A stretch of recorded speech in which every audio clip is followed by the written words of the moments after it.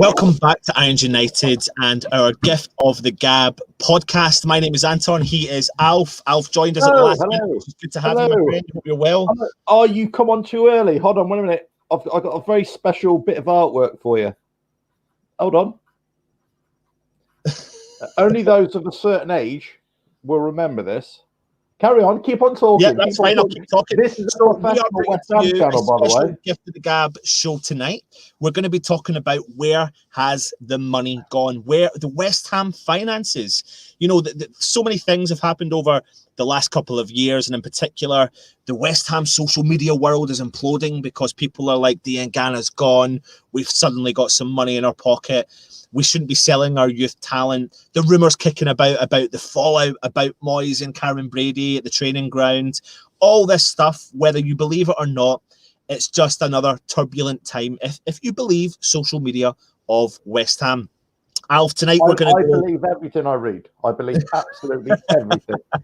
And he makes a valid point, everyone. So while we're on the show, we're going to have some guests coming in to ask some questions, but we've got a couple of special guests that will be coming in to discuss the West Ham finances. And Alf, you're just going to do a brief intro there. Okay, what? Tonight's Gift of the Gab is all about where has the money gone? And here, of you of a certain age like me, will remember that. Yeah, guys, if you don't know what he's talking about, then this is what I'm used to. Don't worry, guys. Anyway, I do that and I come across as being completely off my head. Yeah, people of a certain age will know what that means. They will. I think they will. Get your comments in and let us know if you do know what he's talking about. Throughout this show in particular, though, what we're going to ask for you guys is to just ask as many questions as you possibly can. We'll try our best to get through as many as we possibly can. But what you will understand is the two guests I'm about to bring on do love to talk. They do love to talk. So if you're very familiar, hopefully they've got some answers. If you're familiar with their podcast, More Than Just a Podcast, you'll know that we're introducing to you Nigel Can and Sean Winston. Sean and Nigel, how are you? Yeah, good. Yeah. What's he done? Look. You've reappeared from literally nowhere, Sean. Sure, you don't need to do that when he's you're in by hiding. yourself. He's in hiding. I've heard if there's more than 6 people on, though, we've got socially distanced. Haven't we? There's no chance of that. There's no chance of that. Oh, right, hang on a minute then. Oh, I'll take that off. Okay. By the way, Gary, no, I haven't been drinking. Justin, absolutely right. Chad, you are a winner, sir. I thought it was a selfie. Selfie, you stupid. Look at that. Look at that. Come on, you should know, Nigel. You should know that. I knew it was Chad, mate. But, okay. Yeah, right.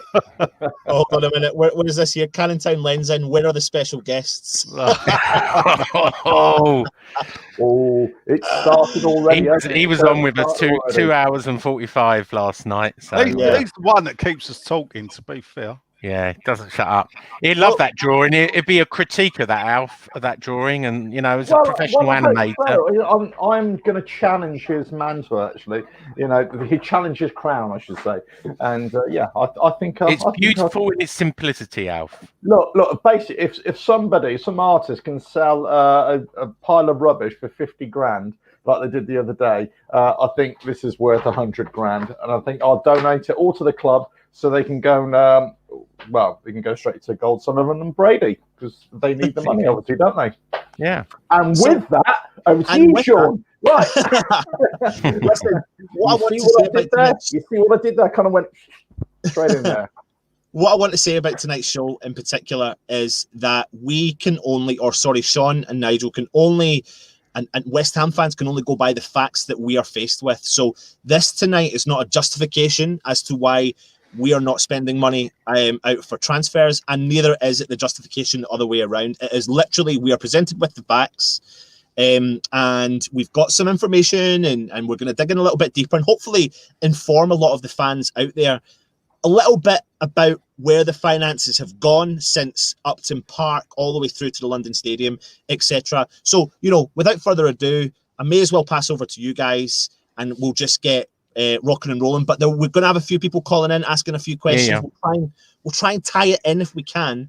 with the relevant slide once we come in and out of the slides. Stick to the running order. It took me all the 5 minutes to come up with it. It's taken me about 10 hours to create the PowerPoint in the first place, which we're going to share afterwards.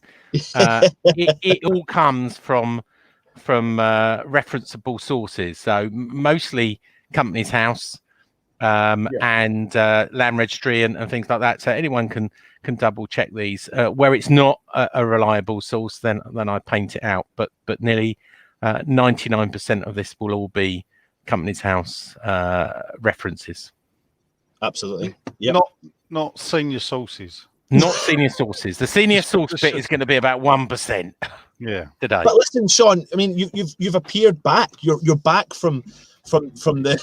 Well, I don't know. My test card's still up. I did one retweet for this tonight. I am not back on Twitter, by the way. My vow of silence still continues for the time being. Right. Cool. Excellent. Should we get started? Yeah. Let's get in. That's it. That's what people want to hear. That's what people want to hear. So I'm going to try my best. Bear with me, please. Bear with me. I'm going to try my best to get this up and running for you guys, so you can actually see the screen that we're going to be sharing with you. And I'll pass over to you now, hopefully. This section is called Loans and Recent Income. Getting there. So there's no loans and no recent income. Well, we're skint. Is it loaded yet? Not yet. It's blank. Oh, It'll be on in the night. Once we do this for real, it will work. That's it. Is it coming? No, sure. I mean, it's up on my.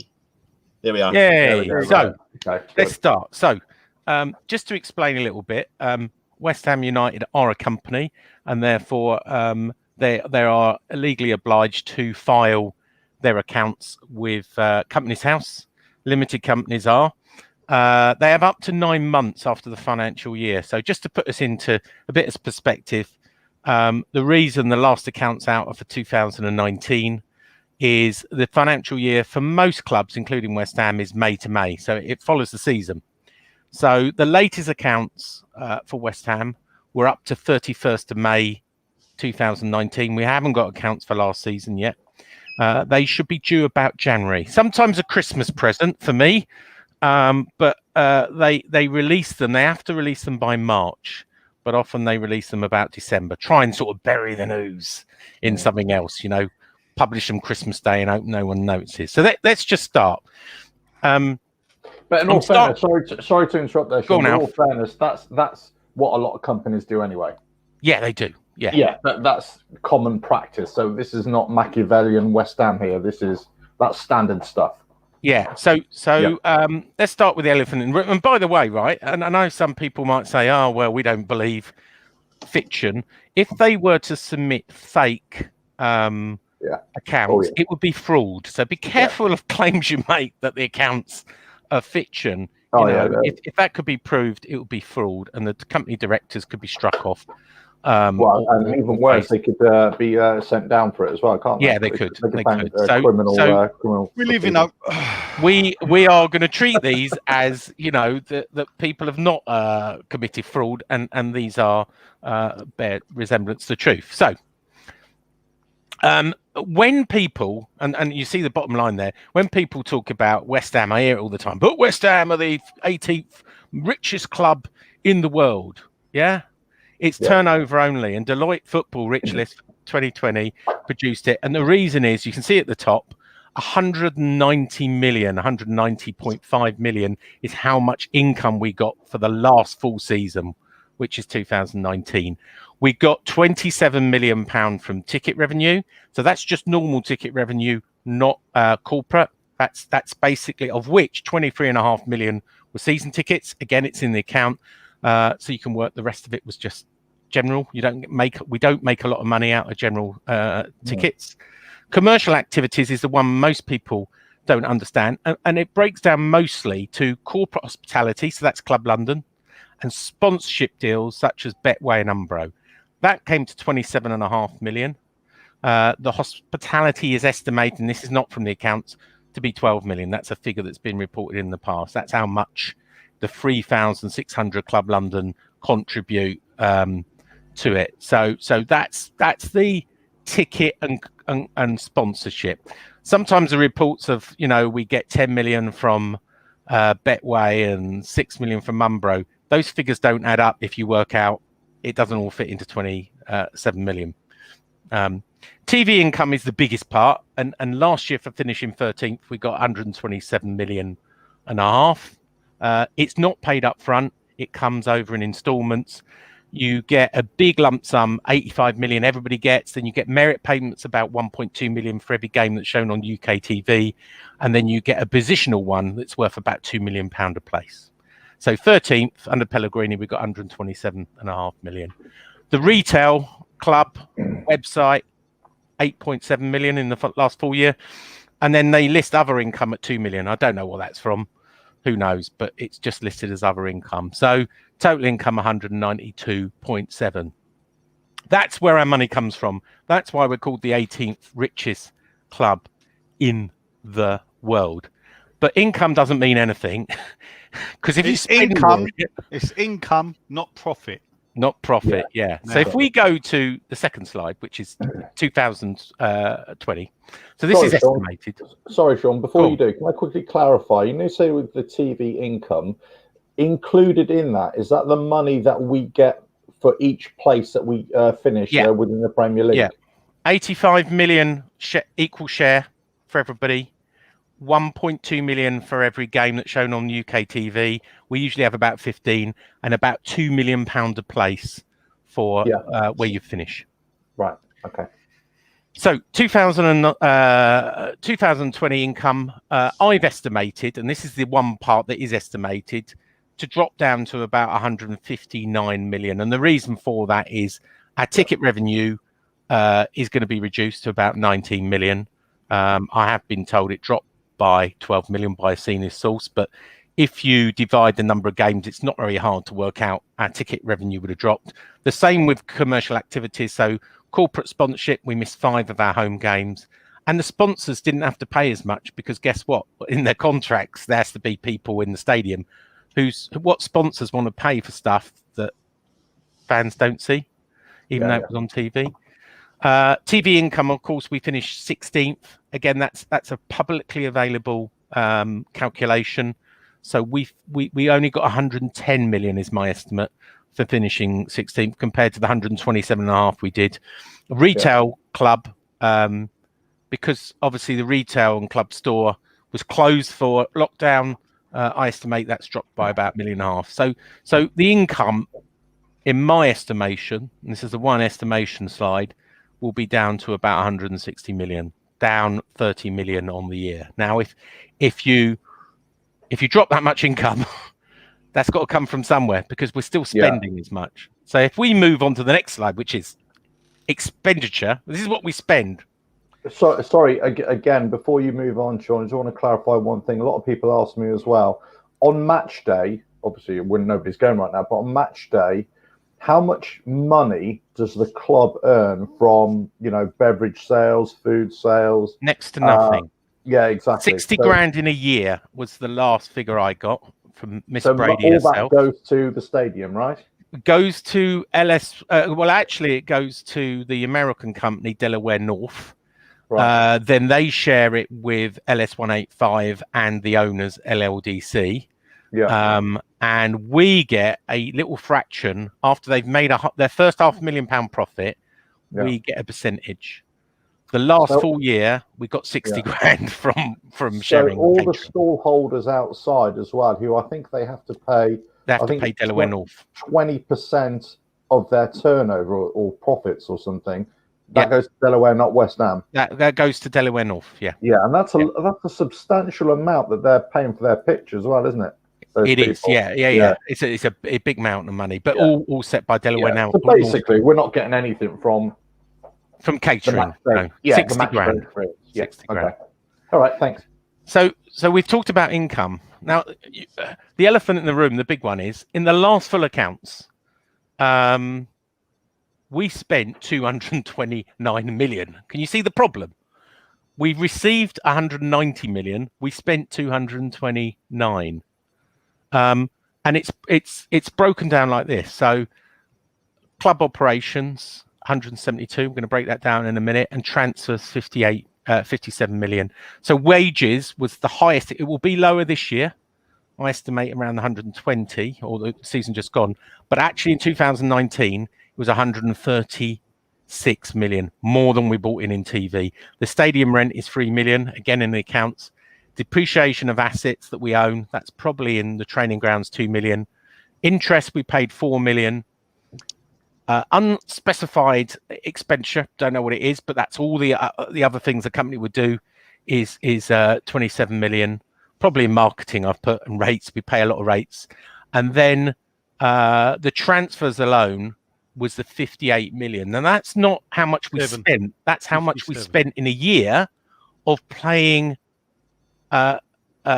installments. So it's almost £5 million, nearly 60 million, almost £5 million a month we're paying out in transfers. We're still paying for, Anderson and probably all the players we bought over the last 4 years. It becomes quick. Benny the Hammers, are the accounts audited or unaudited? Yes, yeah, they're audited. Yeah. These are audited accounts. Yeah, I forget who the auditor is. I'm sure you could look that up while we're talking. So I think we're going to stop there, aren't we, for questions for that thing. So that is what comes in income, what goes out. Who are the auditors, right? Yeah, it's either KPMG or Pricewaterhouse. I'm thinking it was Pricewaterhouse. Well, you could quickly look up on the accounts, but that expenditure, I don't know. I think expenditure for about 27 million for what you say could be marketing, could be anything. Within that, is that any payments back to Gold and Sullivan? It could be, and we do talk about all the payments. They all have to be accounted for. So the payments to Gold and Sullivan have to be accounted in what's called third-party transactions. Yeah. So where there is an interest of a director, they all have to be called out. So every penny that's been paid to Gold and Sullivan, I'm going to do later in a slide. Okay. Yeah. All the loans they've made and all the monies they've got back. Okay. Right, I'm just trying to look through some of the comments here. So Samantha TKO, we've been talking about the accounts for the last 5 years or so, even more so in the last 4. It's obvious that the money has been siphoned elsewhere. Don't be surprised if they file insolvency. I don't know about siphoned. I think actually they're trying to make it sustainable, whether you agree with that or not. They lost before the rights issue of this year when they put 30 million in. The last time they put money in was in 2013. As I'll show you later. They don't inject money. They want the club to stand on its own 2 feet. And largely it can. They just, right up to the Pellegrini, they just went mad when they got Pellegrini on transfers, and now we're paying the price. It's like, suddenly you go out on a credit card bill for Christmas and spend it all, and then you're hit by the bill in January and go, shit, how am I going to pay for that? Well, that's the position we're in. This question here, Trish, he's interested in the wages they've cut with the squad butchering. We will save wages, obviously, because in the previous wages there was like Arnautovic would have been covered. He's been sold. We've sold players, but we've trimmed the squad down from some excesses. That's why Sean was saying he expects the wages to be from 136 to 120, probably lower than 120. Maybe between 115 and 120. Yeah. What you got to take into consideration is, yes, they've trimmed the bill. Yes, they've got rid of high-paid players. They've brought in Haller, who's on probably a good wage. Lanzini got a new deal. Yeah, Rice got a new deal. Yeah. So while we're all looking at what's got a new deal, I mean, there's plenty of people that got new deals. Some of the other players have been given pay rises to bring them up, which all goes into...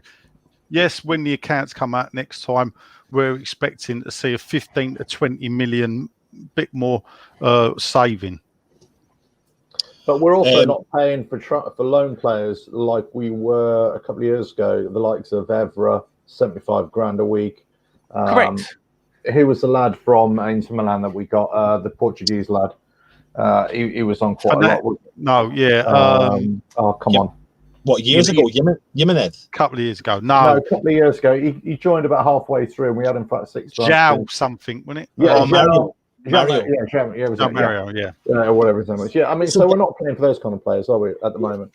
No, of course not. Certainly Gary's saying the commercial one I not feel is sustainable. dodge. We have loads of sponsors. What are they paying? The bare minimum. Well, if you see it, nearly all the big money, we get delusions of grandeur. We think we should get in the same money as Spurs and Man United and Chelsea because we think we're a big club. But guess what? Really, you've got to look at us against the others. And when you look at us against the others, we, outside the big six, we are a sort of level with Everton. Outside of that, everybody's below us. So we do push our weight with sponsorship. It's just sponsorship is so poor outside the big six, the top six. And guess what? We're not top six. We're not a big six club, and we can't generate the kind of sponsorship. We think we can, but we can't. And Everton are a very similar club in sponsorship to us, but their owner puts a lot more in and does sort of commercial deals himself. But that's another story. Outside of that, you kind of get the vibe though that the messaging that the problem here is the messaging from the owners. It's all related to the messaging. So like we said, everything's there in black and white. We'll go in a little bit deeper, but in a minute. But it's coming across like they portray the top six side that West Ham they're are going to not. become. The ambition, the dreams are not. And just to answer James's question there, TV income, has it not gone up this year offsetting tickets?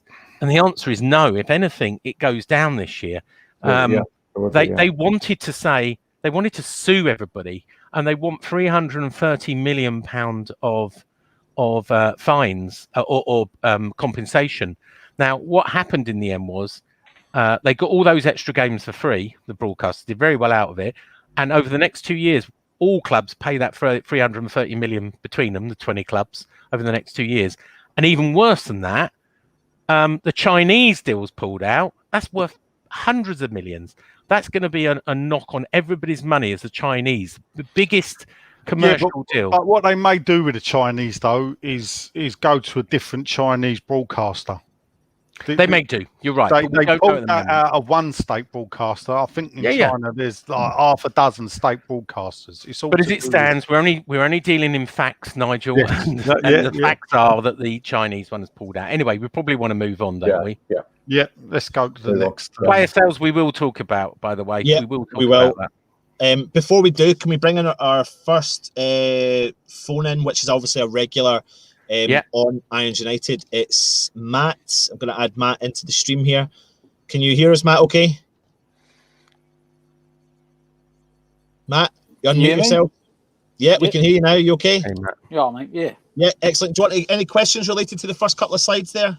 Expenditure.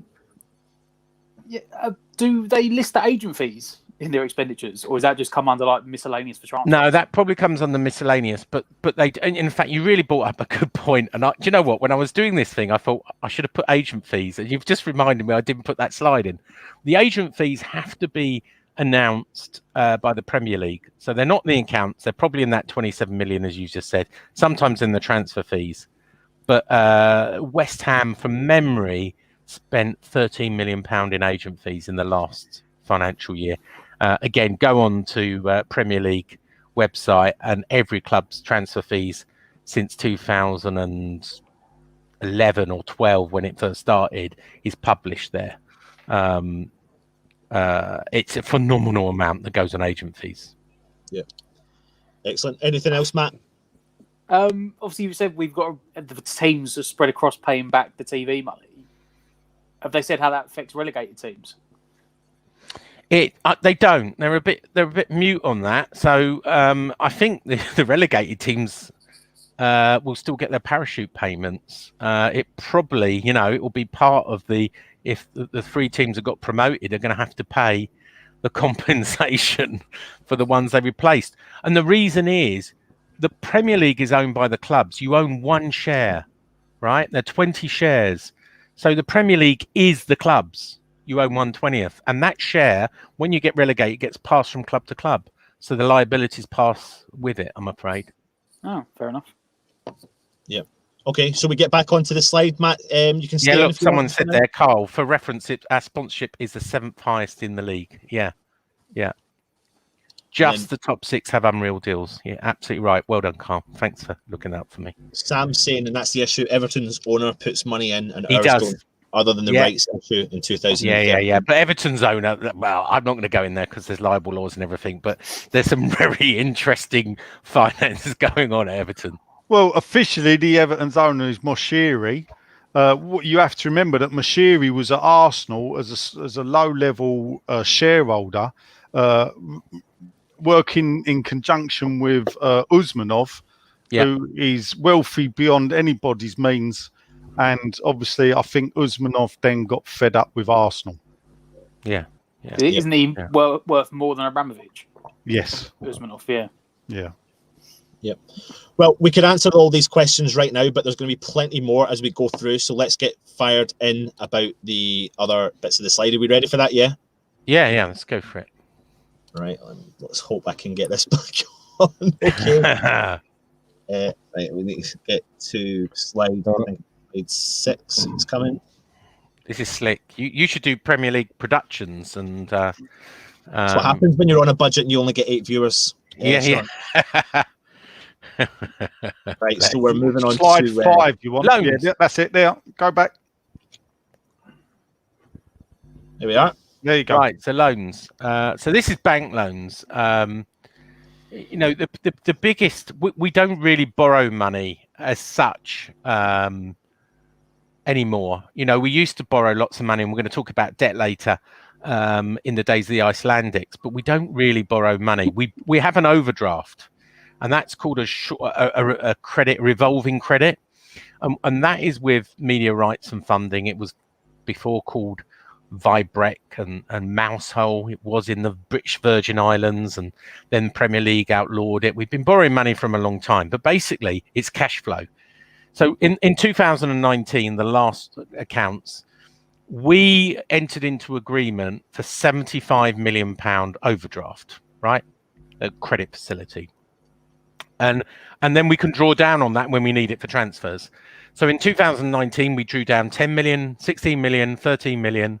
Obviously, that came to 39 million, which then had to be paid back this summer. So we've just paid it back. So just to explain where the money went, we spent £39 million of money we didn't have last summer, and we've just had to pay it back in August. So that explains where some of the money have gone.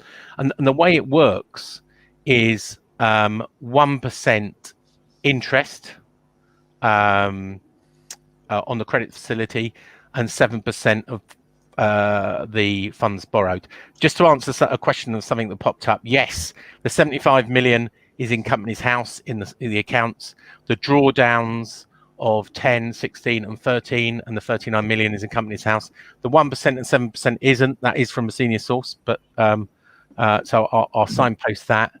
The interest estimated based on those sums is almost 3.5 million, and as you saw, we paid 4 million in total.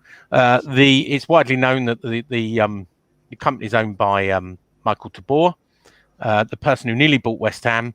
Big West Ham fan, big racing guy, and he's the one that is constantly lent money to West Ham. Previously, he's loaned money to Everton and other football clubs, and Southampton, and who else? Everton, Everton, Southampton, and Fulham. Fulham's the other one. The last person to loan money is going back to the Icelandic. So in 2013, David Sullivan actually loaned money to the club, 6.7 million as the bank of last resort. And he loaned it at a commercial interest rate because the banks wouldn't loan us. And that loan was paid before we moved from the bowling ground. That was paid back in 2016. As we know, Trip Smith, who joined us, loaned us 9.5 million interest free, and that's payable back when the sale of the club. Now, if we move on to the shareholder loans, which is the next slide. Now, that's not supposed to be like that. That's the only one we have. It's gone a little bit big, but okay, let's go back again. For some reason, it's formatting, Anton, where there's a lot of information on this slide and we can't read it. Do you want me to read it out? Yeah, will you do that? Let me see if I can get it up little different way. That was slide 8, wasn't it? Yeah. Yeah, do you want to start reading it out, Nigel, and I'll see if I can get it on? So basically, Gold & Sullivan invested a total of 52.2 million in shareholder loans to the club between 2011 and 2014. No additional shareholder loans have been made in the last 4 years, apart from Trip Smith's investment, but that's part of buying the club, buying his shares in the club. So 2014, 3.5 million, 2013, 10.5 million. The big one, 2012, 35.2 million, which was to cover the loss of income due to relegation. Yeah. And then 2011, the first full year of accounts of Gold & Sullivan owners, they invested 3 million.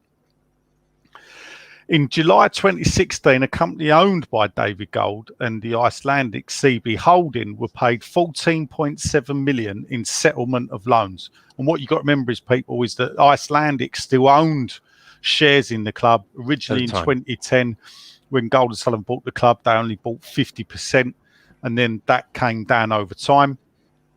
In August 2016 now, just after the sale of the bowling, or just after the move, I should say, not the sale, just after the move, Gold & Sullivan repaid 4.2 million of the shareholder loans and then took out 2.2 million in interest.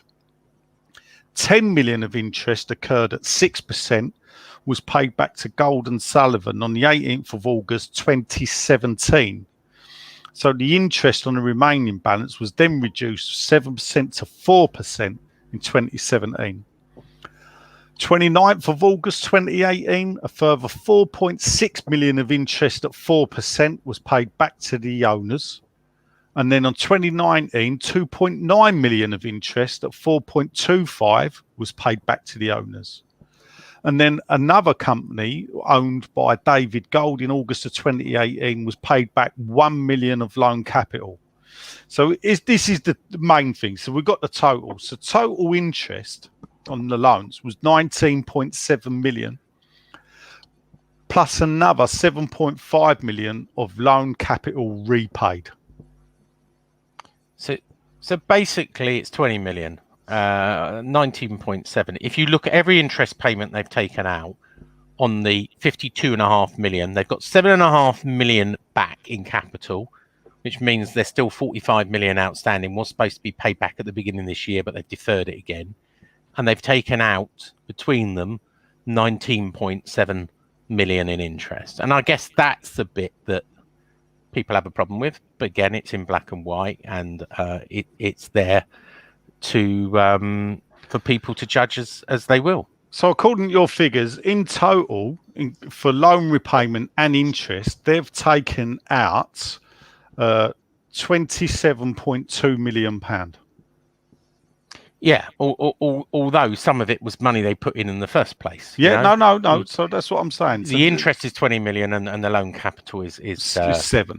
Is 7.5. Yeah. Okay. Yeah. Question is it? We were stopping for questions here, aren't we? No, I think we've got one more. One more slide. Yeah, just for anyone that's we've got people that are sitting in the background here. So once we get onto the next slide, I know you guys can hear me. I'll bring you on, and you can ask a couple of questions for the next one, and then we'll go into the comments again later on. So let's get back into the slide. Sorry about that one. I don't know why it seems to be the only slide that's doing that, to be honest. So let's get on to the next one.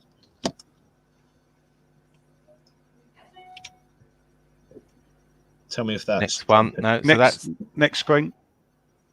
That's it. That's it. Yep. So we're doing the debt as well. Yeah. Because there's two debt figures. So I was asked this by Nigel. What was the debt? You remember the famous thing? So when Gold & Sullivan came out, I won't do impression of them. We've got over £100 million of debt.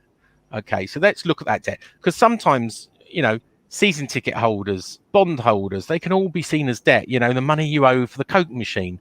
So let's look at real debt. So in 2010, they had 55.5 million owed to banks, mostly Icelandic banks, by the way.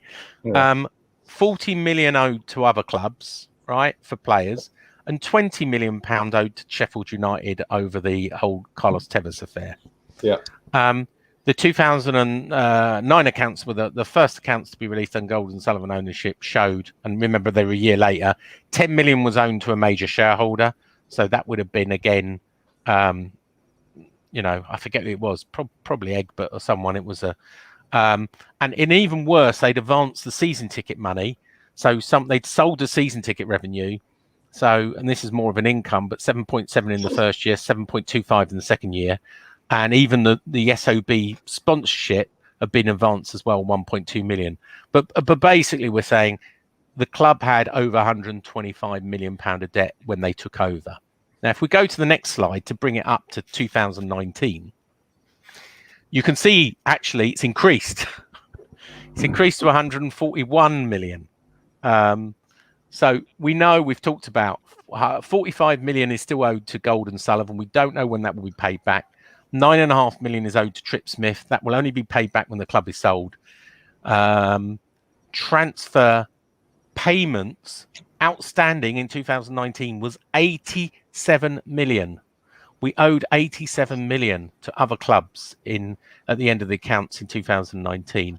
I've excluded the short-term loan, but basically because we keep on repaying it at the end of the year, so it's not really a debt because we keep on paying it and paying it and paying it. But obviously there was 39 million pound in the short-term loan, but I've said I've excluded that because it's paid off each year and we start again. But that shows you it depends. People talk about bank debt, and we certainly did clear the bank debt. But what we've done is we've replaced that with shareholder loans. So we had 55 million pound of bank debt. We now have 55 million pound of shareholder debt. We had 40 million owed to 60 million owed to other clubs. We now have 87 million owed to other clubs.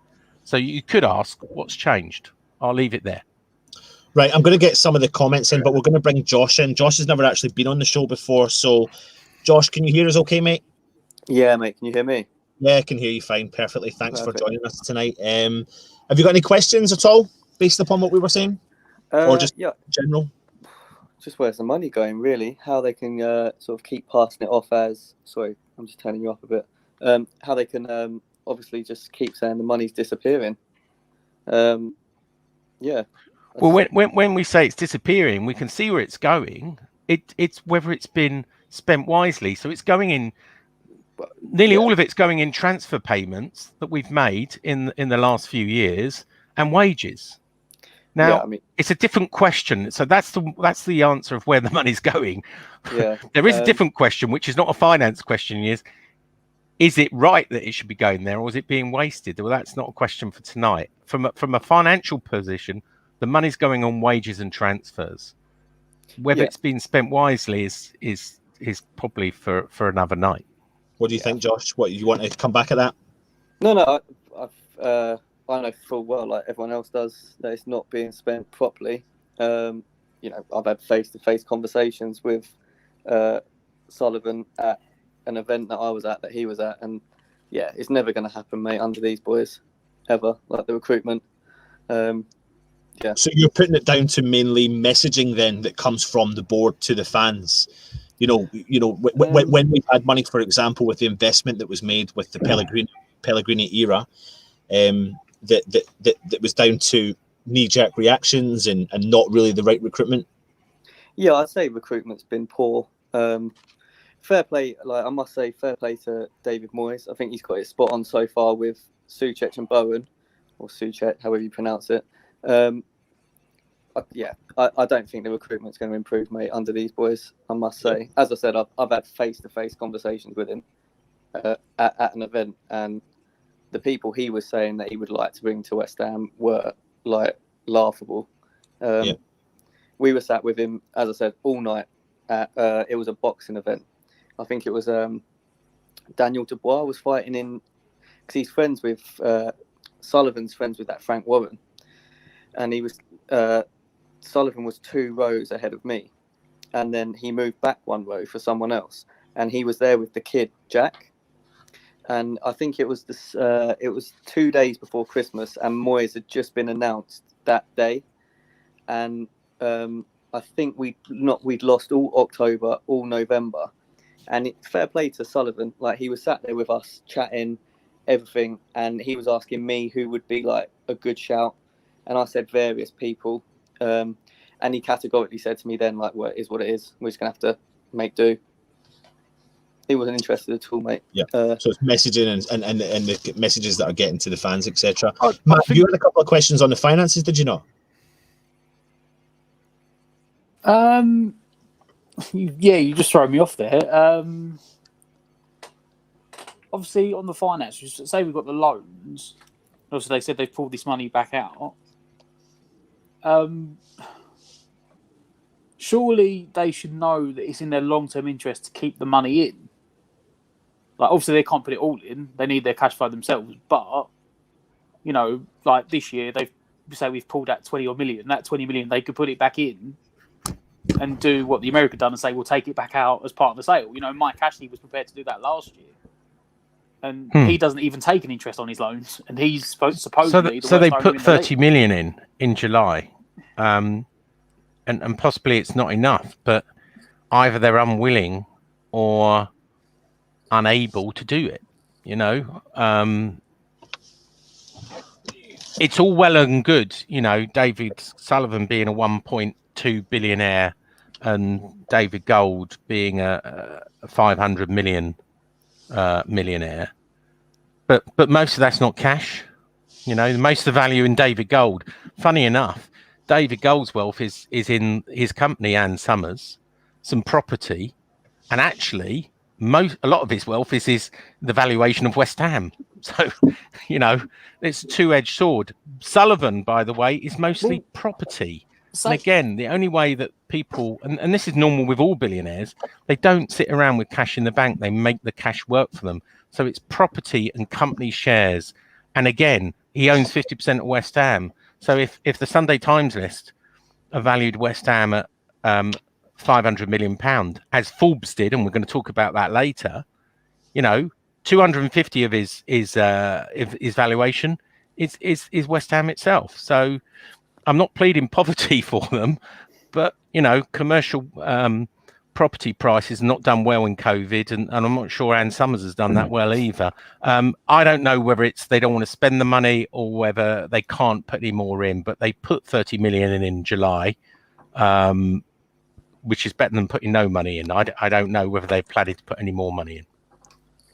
What about the interest? Like, I know they're saying, I know the interest they've continually reduced the number, haven't they? The percentage that it was. Yeah, it's last year, as we just said, it's 4.25%.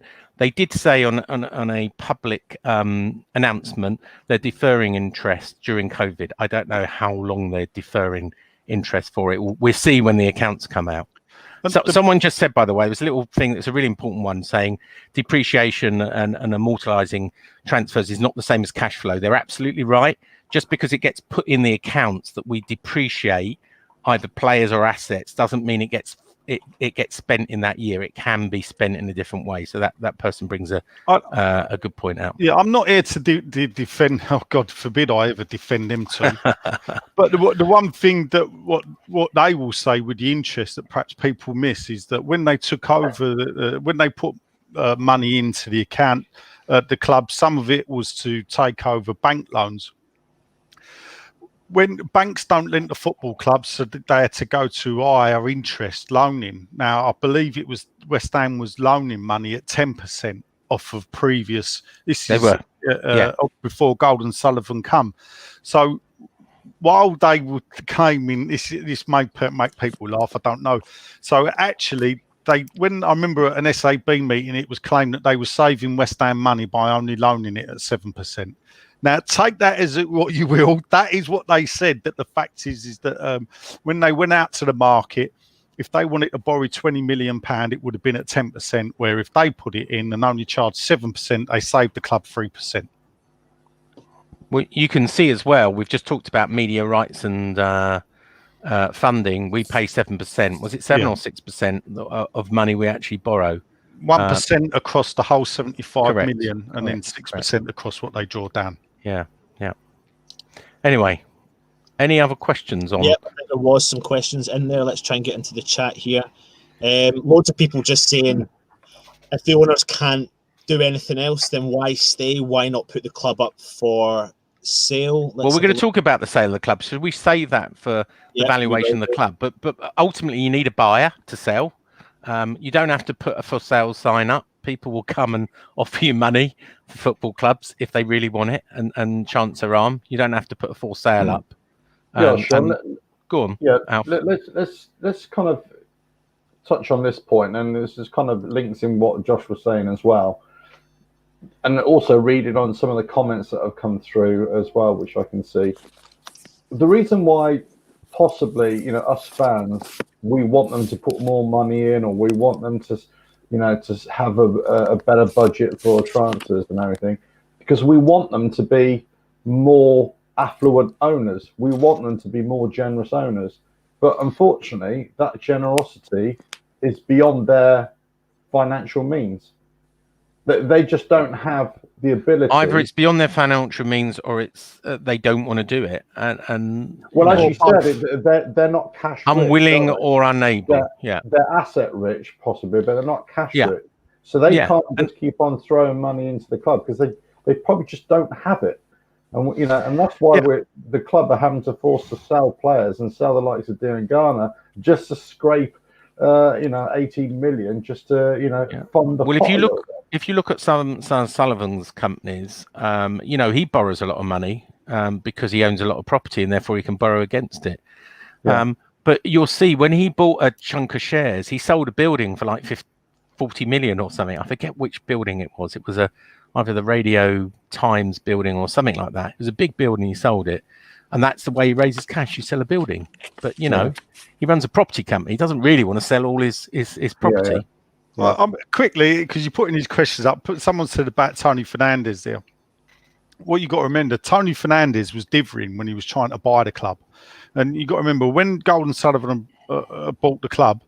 They were in a three-way bid with Massimo Cellini, who screwed Leeds over, and then Tony Fernandes, who put a lot of money into QPR. I won't criticise Fernandes for what he'd done at QPR because he put the money in. You could argue he did it badly, but then again, we could argue that about Golden Sullivan. Now, why did Golden Sullivan get it?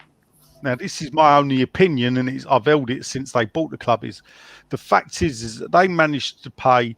They bought 50% of the club. Now, the story is they put 50 million. It cost them 50 million pound.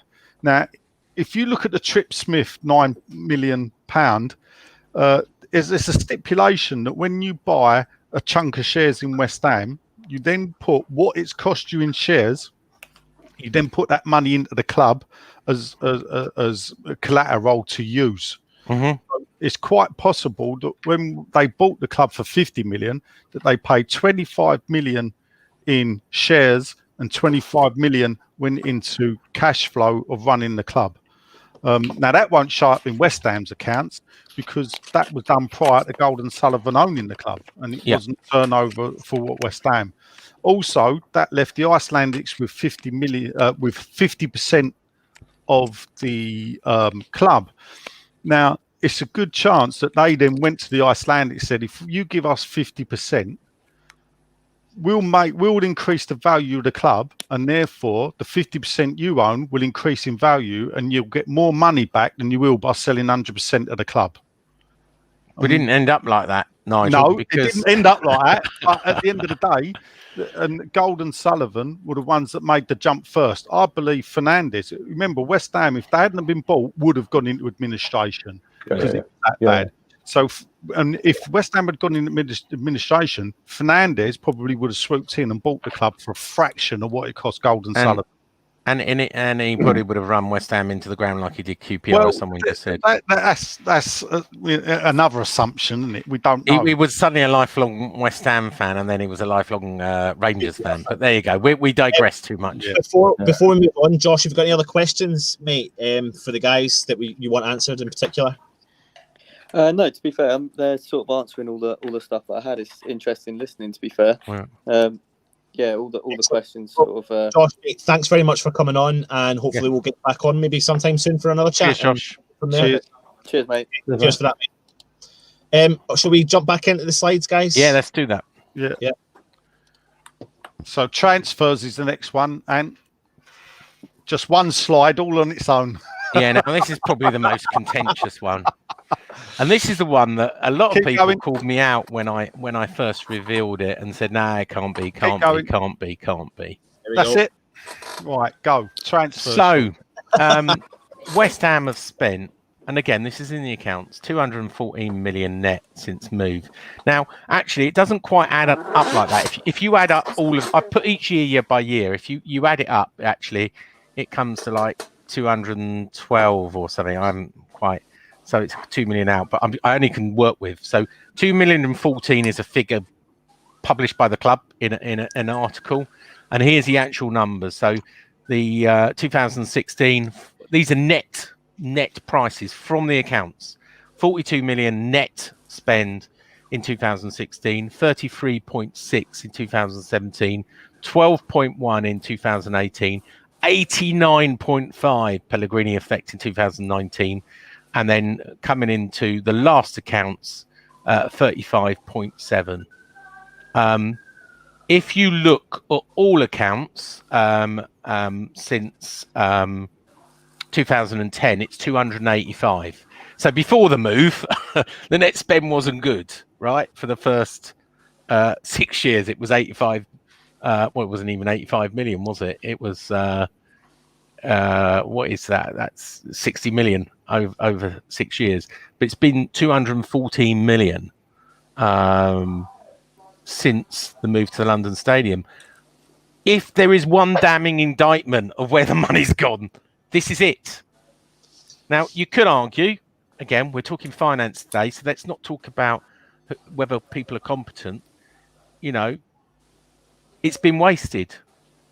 Whether that's the manager's fault, whether that's the scout's fault, whether that's the board's fault, or who else, it's up for.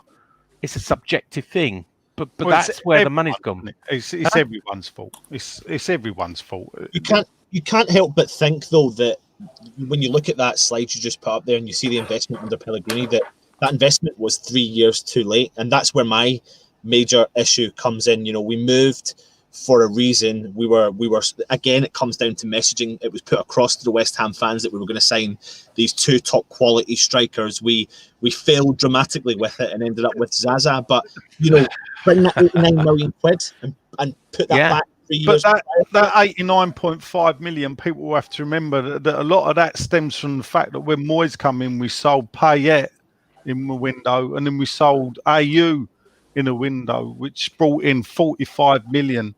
Between the pair of them, I believe, around that figure. So it was like we'd banked money in whether they, you know, the story is that they knew Pellegrini had been agreed to come in the December. They made sales in the January, only bought Hugo in, and then they'd banked a lot of money, profit, and then used that to splurge with the increase in Sky money. I think the new deal was 2018-19 as well, so they knew extra TV money was coming in. Yeah, it is, and you know what? This tells a tale more than one, because it's not just 214 net since the move to the London Stadium.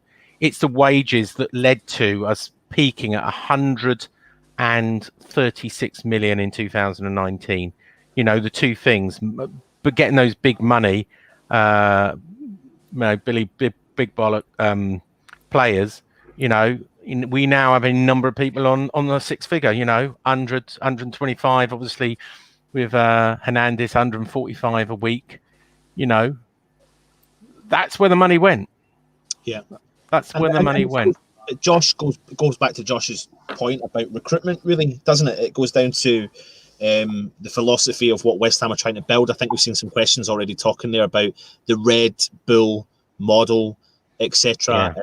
And you know, it's fine saying that now, but you try and think back to the reason why we were sold to the move and the investment at the time. What was it? Did we bring in something like 10-ish players that season when we were playing in the Europa League qualifying rounds, and of which consisted players like Gokantor, etc. We bought a lot of players, but not for a lot of money.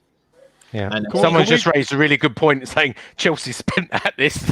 Can we just point out that do you want to explain the net thing, Sean? Because people are saying a lot of things here. All right, so net is very simple. You take the profit it's the sum of the people, the players you bought in and the players you sold, and it's the sum of subtracting one from the other. So It's when simple you as say that. Pellegrini spent 200 million, you're not saying he spent it net. You're saying that was the total that Pellegrini spent. Correct. But obviously players were sold. Yes.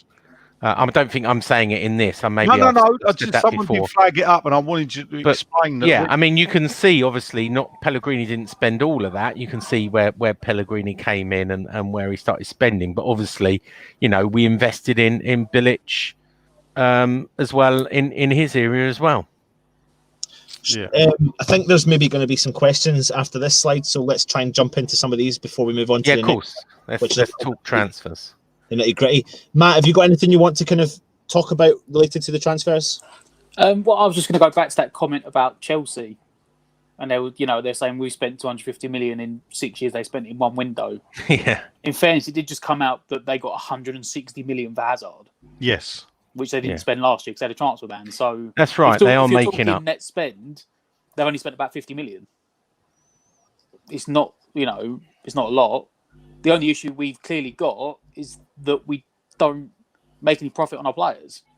If our net spend's continually up, it goes down to who's making the transfers, who's deciding it. And you can argue that either which way, but the finances. Yeah, of course you can. Well, I think Nigel's right. It's everybody. It's the type of play. It's also the type of players, the age of the players that we're buying. So basically, the best way to explain it is that once we moved, they made certain claims before they moved.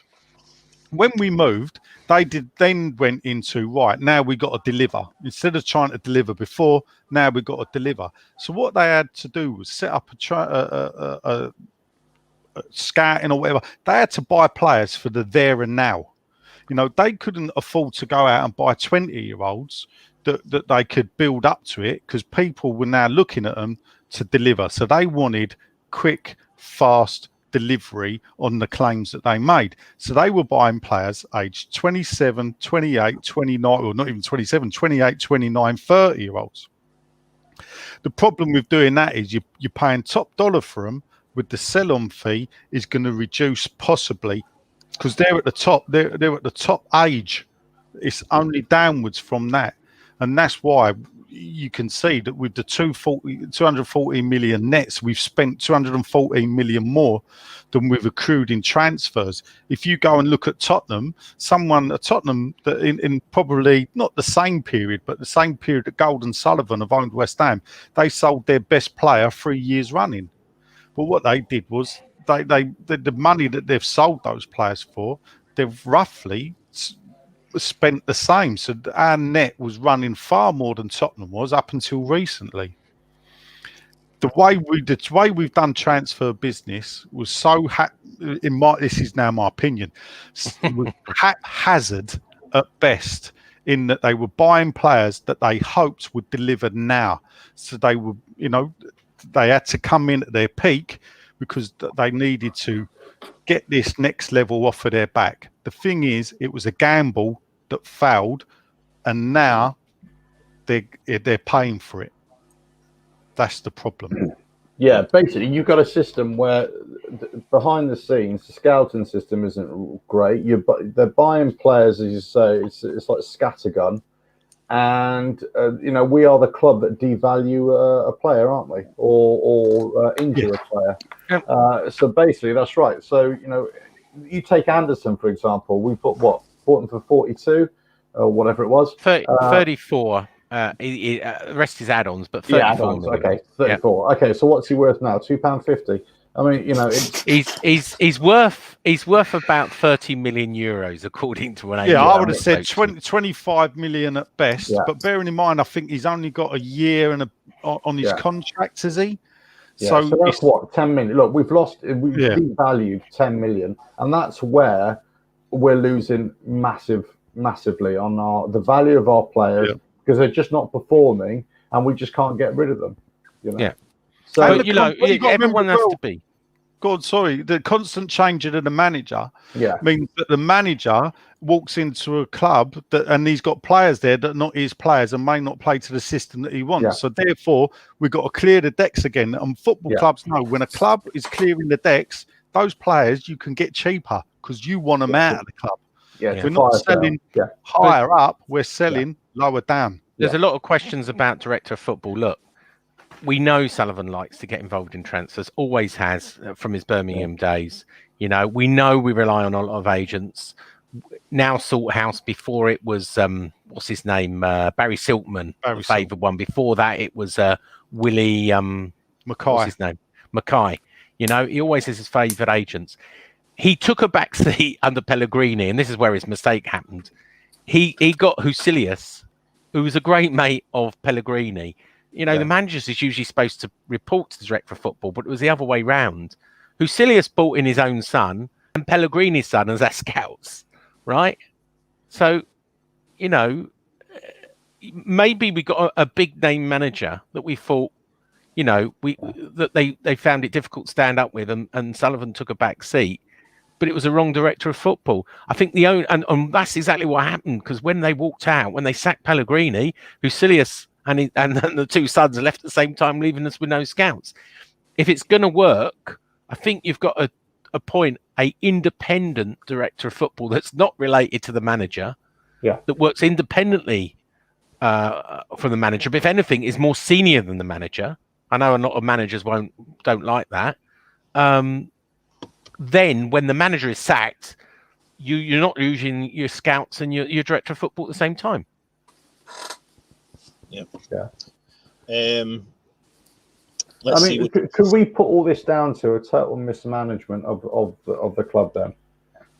Yes. You know, I wouldn't say the club. I'd say transfers. You know, it's clear from what you can see. It's got to go from top to bottom. From top to bottom, though. So in order to get the transfers in, you need the manager to locate the relevant player that they want, the right player, the player that fits the mold, and also maybe a manager that's just not going to be a yes man either. And maybe that's me. I'm not saying that that's what, you know, I've put my by saying that Moyes was a yes man at some point. Maybe he's going to prove me wrong. I don't know, but it has to go from top to bottom, to be honest. The problem Moyes has got, without digressing quickly, the problem Moyes has got, or we got with Moyes, is the first time he come in, he only had a 6-month contract. The second time he come in, he only had 18-month contract. We're now allowing Moyes, we're selling players to allow Moyes to buy players. Come Christmas, if we're bottom of the table, they're going to sack him. And then we bring in another manager who's got these players here that he's not brought in. The tumble dryer is still spinning. You say sack him, you mean not renew his contract? Well, no, come Christmas, if we're bottom, they'll sack him because they won't have the confidence in January. He got an 18-month contract from memory. But he's had 6 months of it. So come Christmas, he'll only have 6 months left. Yeah, fine. Yeah, got you. So, and just to answer one of your things, I do think the board should appoint a independent director of football, and I do think I'll go one step further here. I do think that we should employ an experienced football CEO as well, and move. Hang on, and move the vice chairman in a non-executive role onto the board. Isn't it true that in Moyes' first stint, he actually identified quite quickly lots of problems within the fabric of West Ham, and that's why he was so gutted not to be have his contract extended after that 6 months. Because he was basically saying, you've got so many problems within the fabric of the club, you need to have this sorted out. He said that publicly, in an interview. I mean, that's the kind of thing a manager wants to do. He said, oh, well, I was a bit upset. And when he came back this time, Alf, he said, actually, nothing's changed. It was a dig at Pellegrini. Yeah. Actually, nothing's changed from the time I left. Exactly. To answer some question, do you think Sullivan and Gold should sell up? I think if they get the valuation they want, then they should sell up. I don't think they will stand in the way of someone that would take the club forward. I honestly believe that. People may say I'm skirting around it. if a proper investor came in that could take West Ham forward and didn't try and get it on the cheap, paid a decent amount of money for what West Ham's worth. Remember, Forbes say it's worth nearly 500 million themselves. I don't think they'll stand in the way. Honestly, do. We're going to talk about that in some more slides anyway in the soon. Yeah, well, let's get back into these slides. Alf, you're heading. Thanks for joining us, yeah, I'm mate. gonna have to go. Cheers, lads. Cheers, Thanks, Alf. Sean. Thanks, Nigel. Cheers, Alf.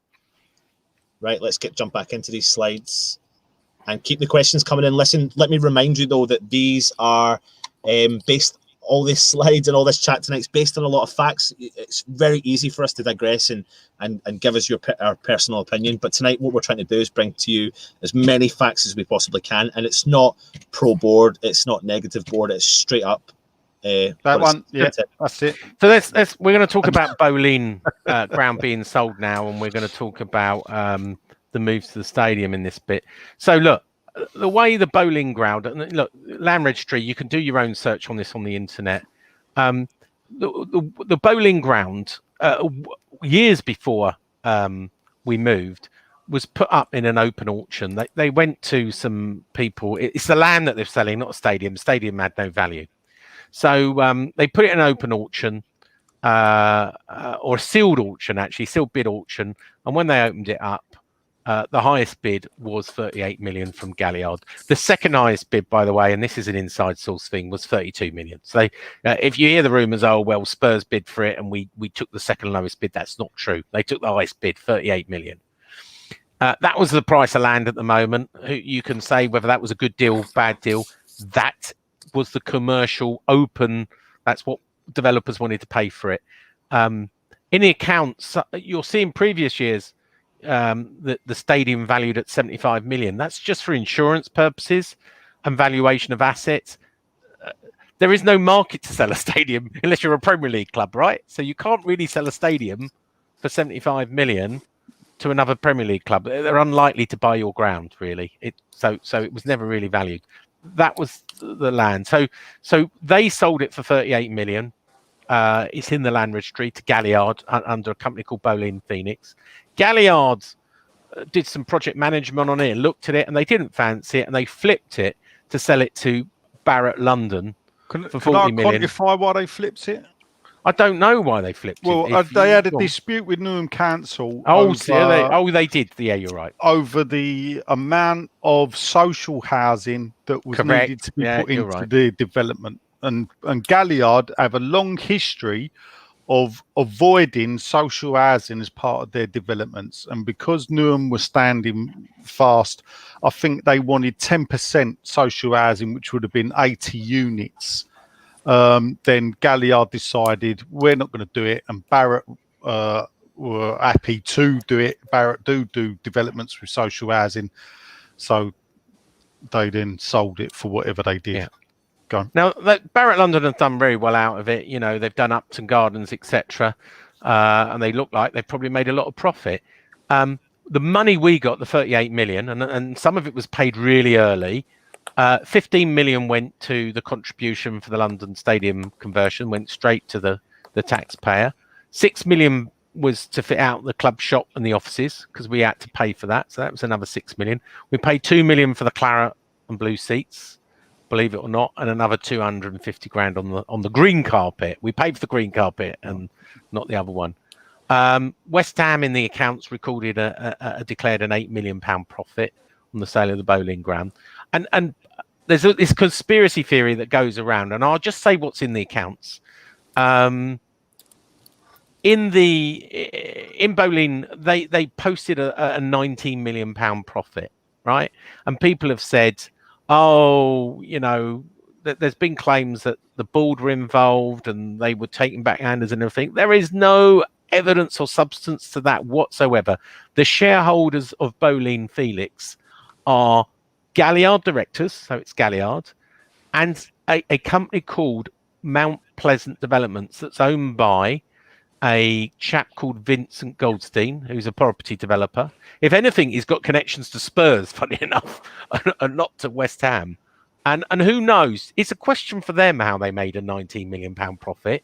But when you look at the accounts and you look at the Land Registry, it shows you the land was sold for 38 million and then it was flipped for 40 million. I can't explain where the 19 million profit was made by Galliard, but that's a question for Galliard and not for West Ham and not for the directors. It's a question for Galliard and Mount Pleasant Developments. Sean, you mentioned there in that obviously West Ham, the stadium was sold for about 38 million.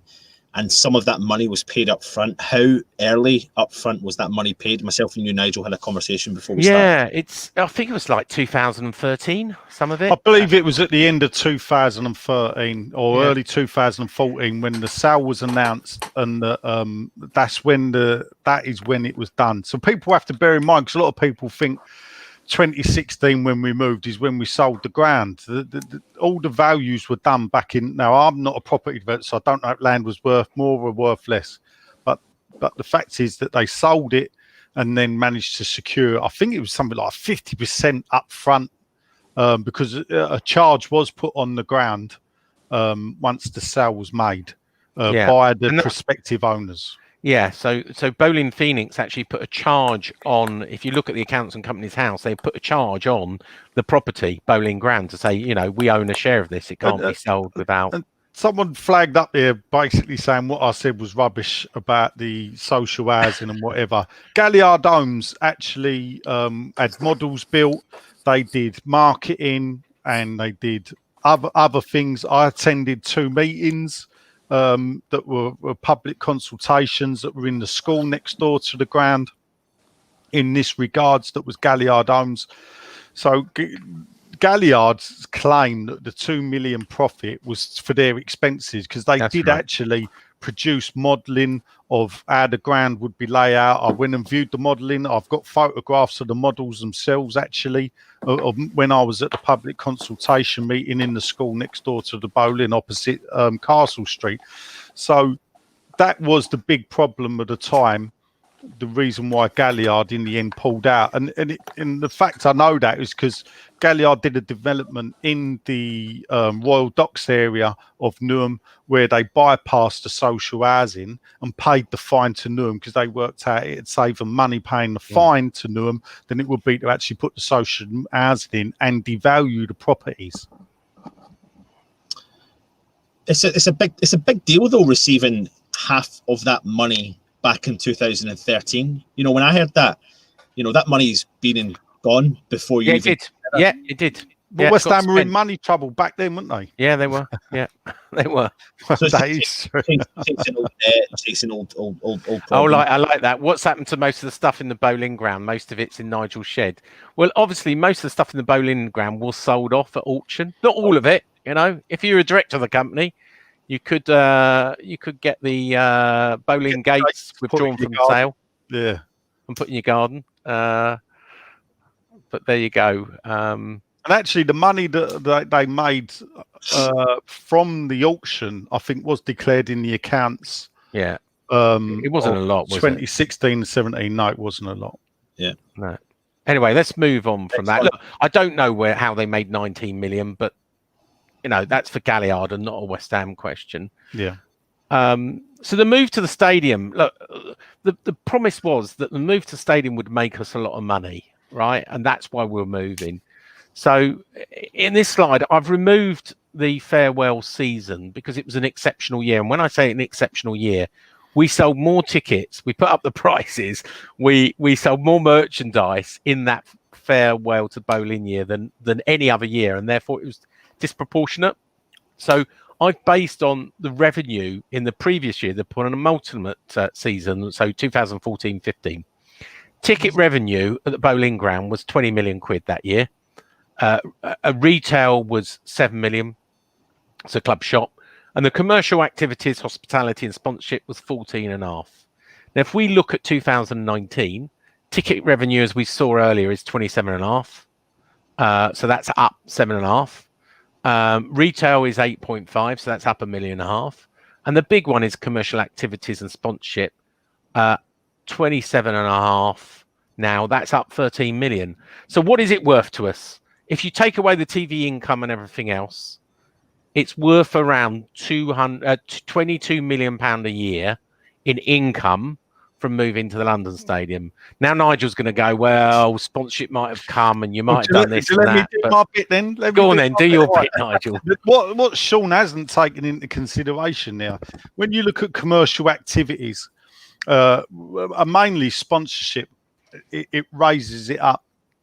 Basically, that's presupposing that the same sponsorship deals wouldn't have been cut at the Bowling Ground. Sponsorship, all you got to look at, we're probably about to announce our own toothpaste supplier or something like that. We've got our specialist telecoms people, we've got cloud people, we've got shirt sponsors, we're getting short sponsors, all these new sponsorship. We've got official airline, even though no one's flying anymore, so God knows how long either. But they're not very much, at best these are 250 grand a year, most of these they all, when you add them up together, they all add up and they knock down that total move. You're claiming a £22 million per year. That's inflated by sponsorship deals. I'll give you that the hospitality has obviously increased. You definitely, yeah. The hospitality is where we made a lot of money. Look, your sponsorships could have done, but I do believe the sponsorship's worth a lot in a London stadium. It's more attractive to sponsors. Yeah, no, if you look at but I only can deal with facts in the company accounts, as I told you earlier. Prior to the move, people, when I used to complain about the move, the one reason I always pointed, the reason we're moving is because of the commercial and the executive people will be inflated the money. It was nothing to do with. I mean, the fact is, you can see they only get $1 million for the shops, twice the size than it was, yet they're only making $1 million a year. Ticket revenue, we've tripled nearly our season ticket holders. So if you looked at the season Sean used, 2014-15 season, we probably only had 22,000 season ticket holders that season. We're now up to 54,000. So yeah, and yet we've only raised that by 7 million in ticket revenue. So the reason for the move is bailed out there: commercial activity, hospitality, and sponsorship. It was never about us. Yeah. So someone asked how much they paid to blow up the Boleyn. A funny question about that. Nothing. By then, the land was belonging to someone else. But the producer of the film was someone we knew. So you know the story, yeah, Anton? No, I don't actually know. Well, the film was produced by one of the executive producers was David Sullivan. Oh, right. Sorry. No. Yes. Yeah. So you go, well, you're going to knock it down anyway. Let's blow it up. So they got favourable access before it all got ripped down. Of course they did, with that mega scene of him across the stadium roof, the motorbike. Yeah. We've got questions here. So what's this? For Freezy, why upsell the stadium seating being pitch side and no admission or apology of failures regarding the transition? I'm trying to work out what that means. Well, I think what they're saying is the David Gold claim there about the seats being further forward and everything else like that. In fairness, that was to do with the wasn't that to do with the rolling seating they had? No, because to be like the Parc de France. What people fell for was they think that because the seating company building the original seating, retractable seating, company went bust. They believed that the seats were put in the position they were because of that. That's false. The scaffolding seats are in exactly the correct position as per the drawings that were issued in 2012 after they cancelled the original bid. The original bid, when West Ham went for it in 2010, was no retractable seating. Yeah. All the seats would have been pushed further back. So the 19,000 seating downstairs in the lower tier was done in the next bid after it all collapsed because of Tottenham and Orient going to court. They then came up with the retractable seating. The seats are actually in the exactly correct position, or they were when they curved. Obviously, we've got new stands, but as they were always planned to be. And I actually can prove that. Fair enough. Because I've No. got. Are you? enough. Is it a GSP? Are you having a GSP loving then, Anton? The comment just come up. Look, that question is more about marketing, and we're talking about finances day. We most people know it was missold, and you could do another story just on the marketing and spin. We're talking about finance. All we're talking about today is finance. It was worth around, whether a maximum of 22 million to move, and it quite rightly people say, was it worth it? If I know people were asking, should we have stayed at the bowling ground? That we have got planning permission. We've got planning permission given to me by Nigel that show that we could have made it at 40,000, etc. It was possible, but you know what? At the end of the day, the board said, when they bought the club, they had this in their mind, and it was too good an opportunity to turn down from a financial point of view. 2 million rent and 99 million, the massive stadium. It was a business option, too good to turn down. Was it good for fans? With hindsight, no. Well, answer that question. I want. Come on. What? Sean, Would you still move stadiums despite minimal difference in money? Knowing everything you know now. Do you know what? I want to say no, I wouldn't, right? But I think I have rose-tinted glasses. So I remember the shit food and the warm beer and the concrete and queuing up ages and not being able to get backwards and forwards from the bowling ground. I think with age, we sort of forget that bowling ground had its transport problems and catering problems and everything else. The question, though, was it? The question was, knowing what you know now, if you knew what you knew now, would you have still supported the move? No. No. And these people, was when we met. I was one of the anti people in a very small crowd, and Sean was the chief cheerleader. And I'm not doing him a disservice by calling him that. But it was tough not to be, for it, to be honest. Nigel, I've said this to you. You weren't the only one. At the end of the day, Sean will tell you, SAB meetings, 3/4 of the SAB meetings were in favour. There was some that wavered, and probably 5% were against. And maybe if social media was such a force. Imagine if Twitter was going strong. I mean, it was around. I only joined Twitter to the only reason I became social media, or I weren't even social media savvy, was because of to try and get the thing out that we've got to stop the move. So you can look. I only joined Twitter in October 2010. But maybe if that had been. If things were different and maybe that message had got out, people may have started to see a little bit of sense. You said the other day, Nigel, that someone had brought up an old tweet of yours when you tweeted with Gold about, he was saying 2014. Yeah, 2014. But again, people weren't seeing that, and it's just the missold information to me, to be honest. That was the selling point. Anyway, we want to get back to finances because on the finances. Go on. I know you made a comment about there's not much difference in the season ticket prices. The money made from the season ticket sales. Yeah. And you do have to at least give them the fact that is because they've made a lot of season tickets cheaper. Yeah. You could have rightly sat around and said, the cheapest season ticket was it 500-600 quid it was at the Boleyn? Yeah. And if done that, they would have made a lot more money. They actually made it. Well, that's the point. I'm saying they're only charging.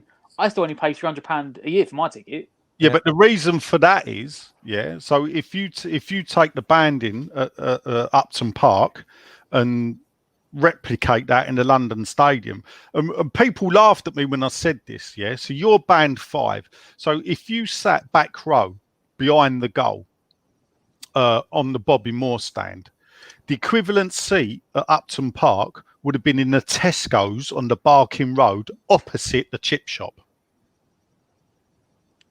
So if you remember where Ercan's fish and chip shop was on the Barking Road where the mural is, right on the corner, the Tesco's across the road, that's where the back row of the seats used, not of the actual stadium, but the back row of the seats used would have been sitting above that Tesco's. 300 foot in or 250 foot in the air. So therefore, if you're paying in the Bobby Moore upper band 3 as it was to go to Tesco's, you'd only want to pay band 5, and Yeah. that's why you have I'm to just have it. saying They you've sell got them to that cheap because if they don't, nobody will bloody pay for it. Anton, this is why our podcast go on for 3 hours, because he digresses and goes off at tangent. He digresses and goes on. He does. Yeah, people ask a question, I have to answer it, don't I? Listen, so we get back into the let's do that. Next one. One interesting one. This is going to be one that lots of fans are going to be interested in, which is the one day it'll happen. Yeah, the sale of West Ham. What would it look like if we were to sell the club? So let me just get the slide up for you. Keeps jumping back for some weird reason, and we will be there in 2 seconds. And there you go. Go back one. Go back one. Go back one. There you go. There you go. Yeah. So, so basically, look, there's a lot of talk about this. That in the concession agreement, which I feel I know back to front because I'm obviously released under freedom of information. If West Ham, in the first 5 years, there were different things, but in the second 5 years, we're in the second 5 years, the agreement was signed in 2013. So if West Ham is sold between 200 and 300, over more than 200 million, then the owners need to pay what's called a share premium. The agreement that was signed in March 2013 includes clauses that says that if the club is sold between 200 and 300 million, they have to pay 12.5% in the last 5 years, and anything over 300 million, 20%. So the way this works is your first 200 million tax free, the next 100 million 12.5%, everything over 300 million is 20%. Now you are allowed to subtract bank loans, shareholder loans, and most likely the rights issue from that tax calculation. Now, before we get into it, we go to the second slide. I've given you a range of valuations. First, let's start by Karen Brady's own website, and this is always amusing because she values West Ham on her own website, KarenBrady.com. You can look at it now, 800 million. It has been the same for some time. The reported shareholder valuation from a senior source, I always signpost that, is 500 million. Forbes, the US big financial house, April 2020, so not that long ago, values West Ham at $616 million. That's 474 million. And finally, at the other end, Price of Football, Kieran Maguire, good friend of us on the podcast, valuation is just 248 million pounds using the Markham multi model, which looks at various different size of the ground, capacity, etc., and turnover. So all I'll say is at the moment, and there's some wild variations between 250 million and 800, is a club is only worth what someone is prepared to pay for it. Okay, and what I'll say is Newcastle, Mike Ashley, hated by his fans, maybe as much or if more than Sullivan and Gold and Brady, has tried to be selling Newcastle for 300 million. It looks like a sale was about to happen and it's fallen through because no one wanted the Saudis. No one in the Premier League. It is, as I said earlier, you have to. I know there's lots of rumours going around. I don't believe any of them. It's difficult to do this. I don't think the 2013 is a reason. And I'll tell you why. Because the next slide, if we can go to it, Anton, will show what we would have to pay. In fact, we've got a shareholding here. Maybe it's the next one after that. Maybe I've moved it to. Yeah, London Stadium tax. Yeah. We'll come back to shareholding in a minute. So look, I'm going to take a conservative estimate of 300 million. So that's the price that Newcastle's being sold. So if the club was sold for 300 million pound tomorrow, before, because everyone said, no, they're going to wait to March 2023, they would be able to exclude the 45 million they're owed. That's allowed. And the 10 million owned Trip Smith. The rights issue of 30 million will be able to be excluded as well because they invested that. And possibly the bank loan of 40 million as well, if it hadn't been paid off at that time, all allowed under the contract. So that would take the qualifying amount down to 165 million, in which case no tax would be due. So what's that say? Sorry, that's not quite sure. It's adjusted consideration, sale minus debt, plus amounts paid to GS since 2013. I'm not sure what Aaron is quite saying there, but if he could explain it more, I would look at it. But, Sean, just before you carry on, just to let people know, there's loads of comments coming in there. Let me just explain something. We're just trying to bring you some of the facts. There's no one in here that's going pro-board, anti-board. This is just a transparent, show that's giving you some information on some of the questions that's been asked over the last coming weeks or last years, I should say. So I get that people are angry, I get people are upset, but we're just trying to give you we're just talking about finances. You can make what you want. We're not talking about subjective things, whether they've done a good thing, bad thing, whether they're misrunning the company. We're just talking about finances. To know what you think of our opinions, you can look back at other shows. Yeah. So the bigger amount is actually capital gains tax. So, the way capital gains tax works is you have to pay tax on something. So if you buy shares for a certain amount of money and you sell them at a profit, you have to pay capital gains tax on that. So if you look at the next slide, it actually, if we take, and all right, we're guesstimating this, and I get what Nigel says, that some of this money might have not been the shares. But if we look at what the amount of the shares were bought, and we might need to go back a few, 130.5 million is what we estimate. So if we hear there, so this is where I've got them a little bit out of order. So in 2010, Sullivan and Gold paid £52.5 million to buy 50% of the shares, right? Valuing the club at 100. In May that year, they increased to 60%. So they bought another 10%, paying 8 million. 4 million went to the Icelandics, 4 million went into the club. So it got up to 60.5 million. 2013, David Sullivan paid another 25.5 million to buy a further 26% of the club, later selling some to David Gold. Harris family, Terry Brown, Karen Brady, she was probably gifted her, got 3.8% at the time. It's now 3.4. They paid 4 million quid. And Trip Smith got 10%. He's thought to pay either somewhere between 9.5 or 10.5 million for his 10% shares. He also had to do it. And they all had to put in a rights issue of 30 million in July this year. They don't get anything out of that. They've just buying their own shares again. One of the shareholders didn't put into that. So Sullivan went from 51.1 to 51.5. So he's increased his shareholding. So if we go back... So that shareholder only owned 0.4% of the club.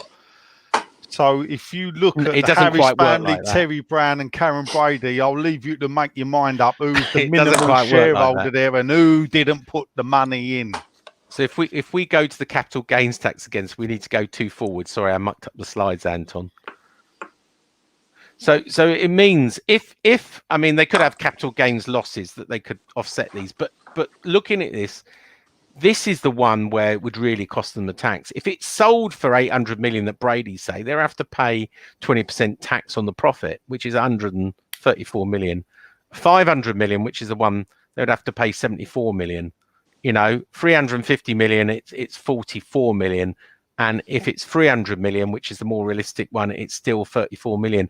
That is got to be paid after 2023. It doesn't matter. Capital gains tax is capital gains tax. And everybody goes, oh, they won't sell before 2023. And like this is magic date. I don't think that's a real element where the tax comes. It's a small element because you can offset your debts. And just pay a premium. That's a small amount compared to the capital gains tax. So there is nothing to stop them selling now. And I've said this earlier. I think if a big enough offer came in and they thought that that people could take them further, I think they take it like a shot. Are we going to stop there, or was there another one slide? more, isn't there? One slide. May as well. Should we just go through it and then get on to some of the questions? Yeah, last one. So this is the last slide, and probably the most contentious. So Brady wages and bonuses. When David Sullivan took over and David Gold, they said they were paying Karen Brady out of their own pockets for the first 6 months. Oh, we've lost it. Do you want me to read it out? Yeah, why don't you read it out? Because you love this. Yeah, I love this one. This is the one I like. So as he said, they only said they would pay Brady's wages for the first 6 months, not forever. So that was only up to the end of the season of 2010. So then from July of 2010, Brady was on the books, and you probably find that's when they got rid of Scott Duxbury as well, who was the CEO when they bought the club and was then moved aside. The 2011 accounts show the Hammers vice chairman, or Brady, well, that ain't what I like to call her, but we will for this. She was paid £256,000. So this is what her wages were. She's the only director of the club that receives a wage. So in the that's accounts, not true. Because now the CFO and the executive marketing director are on. So out of the three, yeah, Brady, correct. She's the only one that gets a wage. Correct. And the highest paid director of the club, I should say, was paid £256,000. Correct. So we then go forward to £427,000 in 2012. And then in 2013, £1.63 million. Now, the reason for that was 2013 was when the deal was sealed, or 2012, 2013 was when they sealed the move to the Olympic Stadium. And that incorporates Karen Brady's £1 million bonus. So her wages had actually gone up from 427,000 to 634,000. £1 million bonus on top. She wasn't given $1 million straight. It was paid over a few years, but it's shown in the accounts as one it. That's there. It says here it was paid over 5 years. It was. 2014, her basic rate rose to £636,000. So just a £2,000 rise. And then in 15, she got another 10 grand rise to £646,000. Still on the up, though West Ham ain't really on the up. 2016, she's gone up again. She's now on to £907,000, even though in 2017 she took a wage cut of what are we looking at? £32,000 to £868,000. Obviously, it was a bad year for West Ham 2017. If you remember, it was when Moyes originally kept us up, I believe. 2018 was another bumper year, it says here. So that's Sean's word, people. Bumper year. I'm not adding that in. So she got 898,000. But then this is a bit contentious. She also received £438,000, which was paid to a Brady company she controls, for introducing Trip Smith as an investor. She got like a finder's fee, basically. Yeah, she did. She found someone that David Sullivan already knew, though. That is true. Yeah, they already knew each other, so we can make our own minds up about that. Then in the accounts released in 2020 for 2019, the pay is now 1.136 million, 27% rise on last year. So in total, Karen Brady has taken out of the club £7.85 million in 8 years. But she has took a 30% pay cut during COVID lockdown, along with Moyes and the chief financial officer, Mr. Andy Mollitz. And that ends the PowerPoint. So I'll leave it up to the fans to decide whether in the 7.85 million over 8 years. Bear in mind she's been there 10 years. So we've still got to wait to see. 6 months they paid her. It wasn't the club, and then we've still got to see the wages for the next year to be added on. So it's quite possible she's took out nearly £9 million Yeah. And so she's about Jordan Hugill. Yeah, Anton, just to enforce what, look, lots of people have been saying the reason we did this tonight was people are saying, where's the money gone? We just got 100 million for this. We haven't spent this. It was just to lay, these are the facts, and people can make their own decisions on the board, on Brady, on transfers, on managers and everything else. You're right. It's not supposed to be pro board. It's not supposed to be anti-board. It's just saying, let's just set some facts out there that are in the accounts. And hopefully we've gone some way to do that. I mean, for me, this was about, there's a lot of stories going around. You know, as I say, people think they're siphoning off the money. People think they're taking the money out, putting it in the bank. You know, they're taking all this money out, lowering payment. What we've shown here, actually, and I think if Sean said this, he'd probably be lynched. But as a decade now of being GSB out, they've actually, the club owes them money, but they're probably neutral on what they've took out. They've actually put back in, thanks to the 30 million that was put back in on the right issue. So they've equaled it out. Now, let's face it, they only did that because of the world COVID problem. If COVID hadn't have turned up, they wouldn't have put the 30 million in. So take that as you will. But the fact is that, and that is a fact, that they've put what they've took out, they've had to put back in. So the club at the moment sitting neutral, but the interest is still going up on the rise. But I can't, this is me taking a wild punt here, I can't see them taking money out at this moment until the club, if you look at the years they took money out, it was when the club was making profit. Yeah, it was. Now the club's not making profit. They won't take money out. So, and it's possibly most of that loan will be repaid when they sell the club. So, Peter Jones, do you want me to answer that one? Yeah, go for it. Yeah, I'll read I mean, out they're not two billionaires.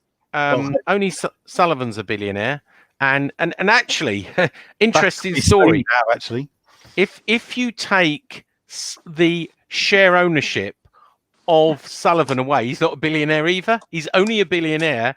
You know, it's a chicken and egg thing. He's only a billionaire with his shareholdership of West Ham. Well, you can't use your wealth from owning West Ham to fund West Ham. It doesn't work like that.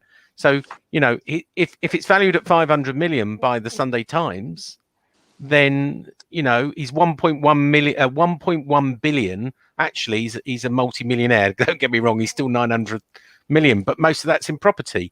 You know, he founded his business on sex shops and porn. We all know that. He's not ashamed of that. But he earned his money, actually, because landlords wouldn't lend him or lease him properties. He started buying property to run his sex shops, and that's how he built his property empire. That's how he's made most of his money. But look, and someone did say that, you know, he has been investigated. It's been public on tax. That's a matter of public record, both at Birmingham and at private tax affairs. You know, again, I'm not his apologist, but when you earn billions, you employ probably tax consultants to allow you to, I don't know, sail close to the wind. But, you know, again, it comes back to people are coming in, still in the chat and GSB out. And listen, again, like I've said, go back and look at the videos of all of us probably over the last couple of weeks, if not past couple of years. You'll see our real opinion come out on the show. But messaging was the biggest factor for me. Yes, okay, sometimes I've fallen into the trap of going, where is the money? Where is the money? But there was a point when the board were all talk and no action, and that's the message. And I think a lot of fans are feeling that now. I think a lot of fans felt that back then when we moved from Upton Park. You know, I'll never forget, and let me just remind people of this, the last game ever at Upton Park against Manchester United, the next day, Sky Sports spent the whole day at Upton Park. I don't know if you remember that, and reported from the stadium. That's when they started to do the interview with David Sullivan, and at the bottom was the ticker going along, the yellow ticker saying West Ham investing into the world-class striker that they're looking for the move to the stadium. That's where it all broke. You know, I remember watching it, feeling nostalgia, and sold, absolutely gone. I'd already been to the stadium, bought my season ticket for the new thing, sold by the videos. But tonight's video was related around money. People are always talking about £20 million comes in from Dean Ghana. Where is that money going? The 2.6 million that comes in from Hugo, where's that going? The money that was spent under Pellegrini, you've seen it in the accounts. Yeah. Fortune. I mean, this is the reason we're in the trouble, and this is why we've got to sell to buy. My understanding is all the 26 million from those 3 players will be available to Moyes, and they will try everything to spend that before the transfer window closes. I saw someone else say, I'm not going to buy a shirt because I don't want to put money in their pockets when they're not investing. Actually, it's our club, and we're funding the club. Our season tickets, us buying shirts, we fund the club, right? It's our club to fund. It's clear now that the board don't want to invest any more of their own money beyond the 30 million they put in the rights issue.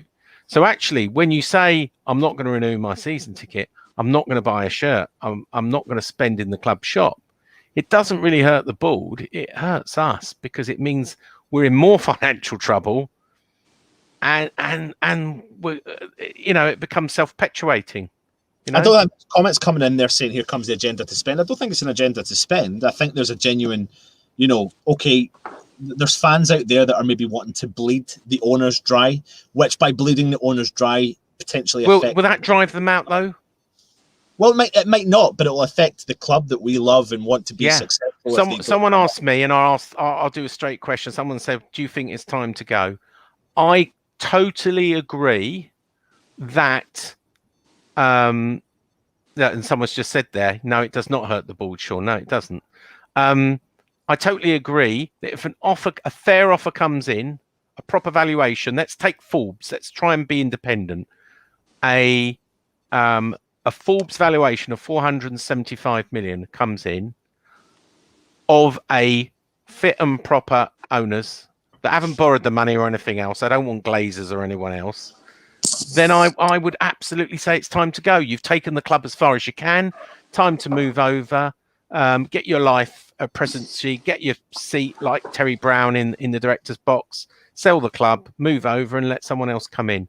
But you know what? Here's the big point. Someone needs to come in to buy the club, and nothing will happen. You can do all the GSB outs you want, but unless someone wants to buy the club for a price that the board are prepared to sell, nothing will happen. You can bring a director of football in, you can replace the CEO, you can change the manager, but you can't change the shareholders unless someone's prepared to buy the shares for a price they're prepared to sell. That's the hard truth. A question maybe a lot of people would ask is, maybe they're not actively, or maybe they are, but the money talks, so the board will sell for the right money. Yeah, are we all in agreement for that? Yeah. So they're maybe not actively out there looking, but could we go as far as saying that they have a get out clause, and they potentially want to use that get out clause? I don't know what you mean, get out clause. Like get away from West Ham, Yeah. I think look, they were driven out of Birmingham, and I think that's what a lot of people are hoping for. They're not the youngest of people, and this must put them under pressure. Well, I know it puts them under pressure. I think it's David Gold's birthday tomorrow. I think he's 84. I hope you wish him happy birthday. I will wish him something. But it's very easy for us to say they're only in it for the profit. But I think it's more about their family. Neither of them are young people. They've probably got more money than they need to do. And I know that's in direct opposition to saying, well, why won't they put more money in? Well, they probably want to give it to their children. This may come an issue of what their children want to do with the club. They've said a long time they want to bequeath it to their children, their shares, and go down to the next generation. Whether that happened, I don't know. I say it depends whether someone comes in with the money or not. And then it becomes whether they're Jack and Vanessa and Jacqueline and young Dave wants to do it. That you don't have to sell something. If you own a possession, we may think it's our club, but they own the shares to it between all of them. Yeah. And equally, though, they have a responsibility, as people are saying, to run and make the fans experience. You buy a football club for a reason. If they're buying a football club just to try and come out of it with profit at the end of it, it's just the sole wrong reason. But you buy a football club for a reason, though, which is to give something back to the fans. The fans are the ones that got to pay the money. And if you're going to be losing people like season tickets, like we're discussing, loads of people in the chat here are saying, I'm not renewing the season ticket, don't spend money in the shop. What's that turned West Ham into? What's that turned us into? And this is the point that fans are trying to make. They're just angry. They can't take it anymore. Yep. It's driven I get that. Us. I get that. But that's the only action that actually how the fans show their distrust and their disgust is to withdraw their money, to send a message.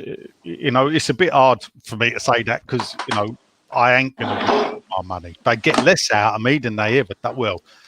I don't know about that. There has been years where they've got even less than what they get out of me now, and they only get 300 quid.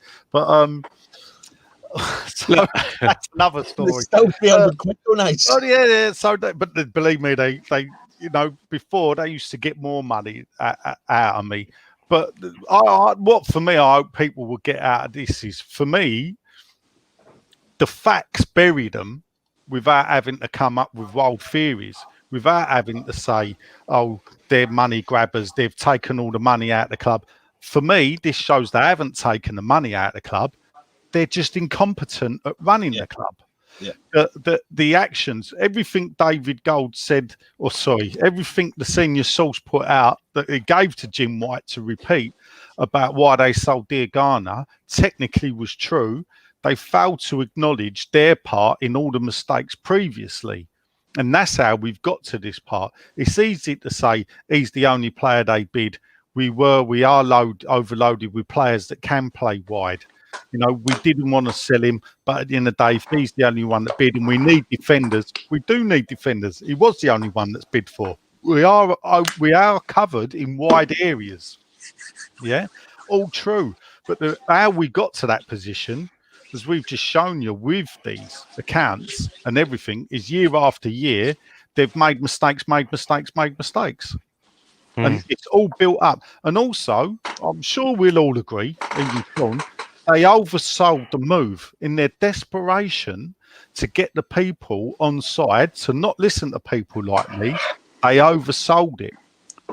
And the problem is, as I've said time and time again, and I said it a long time before the move, by overselling it, if they can't keep the promise, there'll be hell to pay. And that's what they're paying now. I've got no sympathy for the crap that they get now.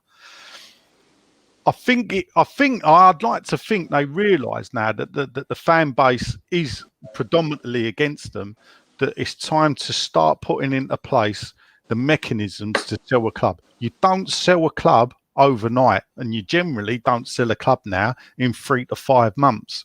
It takes ages to cultivate someone to come in. They've got to do the due diligence and everything. And with the world as it is at the moment, you know, it could take 2 years for them to sell the club. What I'd like to hear from them is a bit of contrition and an acknowledgement that we realise that we cannot take this club to where we said it will be, because they've never said that. And the quicker they acknowledge that they cannot, that the next level claims were over ambitious at best. I'll leave other people to call them liars for it. I'll stick with over ambitious at best, and that they haven't got the money to do it, because they've proved it by not willing to invest. Because if you look at the clubs that have gone into predominantly the next level, how much they've spent, it would have to probably wipe out half of their personal wealth, which they're not willing to do. No, and it's a reactive. Everything that they do is a reactive approach rather than a proactive approach. And we all know, if you're in business, you know that you have to be some form of proactiveness to make it a successful going round. Matt, you're on there. You got anything you want to say? I did have you just thrown it off my head. Matt, I'll ask you, do you think you've learned anything from this? Oh yeah, you can see where the money's gone. It's just been, should we say, spunked away. Yeah. You know, they've put in in trying to chase this dream of giving us the next level. They spent money on players. We've overpaid on wages to get people to come in. We've overpaid on salaries. Yeah, that's the fact. That's a simple fact of. It's clearly that the London Stadium wasn't as attractive as they thought it was. The funny thing about it is that people forget that I'd like to dig up the company. When they bought the club, obviously they had the hangover because from what the Icelandics had done. Because what the Icelandics had done, they come in. Eggert Magnusson came in. He only owned 5%. The 95% was owned by Goodmanson. It was his money that bankrolled the club. Eggert Magnusson was put in charge of it, and he did a lot of the transfers. So Eggert Magnusson was like Sullivan, going out there, buying the likes of Lundberg, buying the likes of Dyer and Bellamy, putting on wages that the club couldn't afford. He was sacked after a year of being in charge, and then they tried to roll back on. They got rid of Lundberg off the wage bill. Bellamy had to go because they couldn't afford it. Then on top of that, the Icelandics business empire, XL Airlines went bust, and everything folded to that. When Gold and Sullivan bought the club, after that mess, they said, we're going to make sure this never happens to a club like West Ham again. Well, hello, 10 years later, I'm afraid under their watch, they've just made exactly the same mistakes that the Icelandics made. Yeah. But the Icelandics put more money in themselves. Yeah. Yeah. You can't say that's a good thing or a bad thing, to be honest. No. If they'd have put more in at the way it's going, it wouldn't have been spent well anyway. Well, the idea is you're supposed to learn by your mistakes. Perhaps we'll do a different show where we cover the reasons why they've had to do all this, because it's to answer Kieran's question, over ambitious. They tried to punch above their weight. I think someone said earlier, they thought they could be a top 6 club and act like a top 6 club, and they were spending beyond their means. How often do we hear, don't spend beyond your means. They just went crazy with a credit card, and they were spending beyond the means. Sorry, they were spending beyond the means of the club income. At the end of the day, a lot of the other clubs are being bankrolled by their owners. Yeah. Now, it's possible, because what's happened in the past is when Portsmouth got into the Premier League and won the FA Cup and got up the table, and when Bolton got into Europe under Sam Allardyce, it was bankrolled by the owner. And when that owner left, he took all the money with him and left them clubs now where they are. Yeah. So there's the other thing you got to be wary of, is that when owners, rich foreign owners, come in and bankroll football clubs, in the past, they've put those debts onto the football club. When they've sold the club, they've took all that money back out, leaving them with nothing. And hence why the likes of Portsmouth and Bolton crumbled, because they were only sustainable by, a benefactor. If you lose your benefactor, you're gone. Look at Blackburn. They had the one rich benefactor, won the league. He dies, crumbles. Yeah. Anton, you wanted to say something. You've got to really push to get past Nigel. But you could always think back to, would things have changed if we had signed Lacazette, for example? Would of bringing in that quality player then had that knock-on effect for the next player coming in? And then what would that have done for West Ham's finances pushing forward? Because you could question that was the deal that we didn't. Is there not a story to say that we were literally marginal money apart from getting the deal done from Leon? Yeah. And doing the deal with the player. Bringing him in could have been the difference between West Ham progressing forward. But then it could have again. And in the same way, Payet, we looked, if you ask people, their feeling when we had Payet at his best, no one was talking about balled out at the time. At the time we thought, yeah, great. We've got one of the best players in the league. This is, every time he got a free kick, it was like a penalty. And I remember feeling great then and thinking this club is going places, but that's West Ham for you. And when Pellegrini was announced and we started spending the money, I was going, yeah, great. When Allaire was bought, you think record signing 45 million. This guy is going to tear up his championship. He nearly did tear up the Premier League. But we're built up, aren't we? And we're going to get knocked down. And that's what West Ham. That's West Ham for you. It certainly is, Nigel. The fact is, you say it's easy to look back and point out. The fact is, they had the 2 seasons they had to do stuff was the last season at the Bowling and first season at London Stadium. We were, as of the guess, look by crook, the signings they made in the last season of the Bowling was the best transfer window they'd had here. They then did totally screwed that up with the first season in the London Stadium with the likes of Norvite, Zaza, Faguli, you know. So therefore, all the work was undone. They would have, because that was the team to build on. That's the, you know, in 10 years of Golden Sullivan, we've had 1 season of probably outstanding football, or you know, and actually it's quite fitting that it was the last at the Bowling, because it would have been terrible if it had been the other way round, if you think about it, you know. So at least we had that. But you know, at the end of the day, this club's not going to progress under them. It's just going to be more of the same. So something's got to give, and it won't be the fans, so it has to be them. Is anyone still awake, Anton? Still on the stream? Yeah, well, listen, we're at the 2-hour mark, and I think I do have one question. Go on. But I mean, Sean might not be able to answer it. Where does Brady get her valuation for the club from? Because we don't own anything. Bonuses. Well, do you know what? Yeah, you say that, but nor does Manchester City. Right, they don't own their own stadium; they rent it from the council. No, but they got like a £300 million training facility.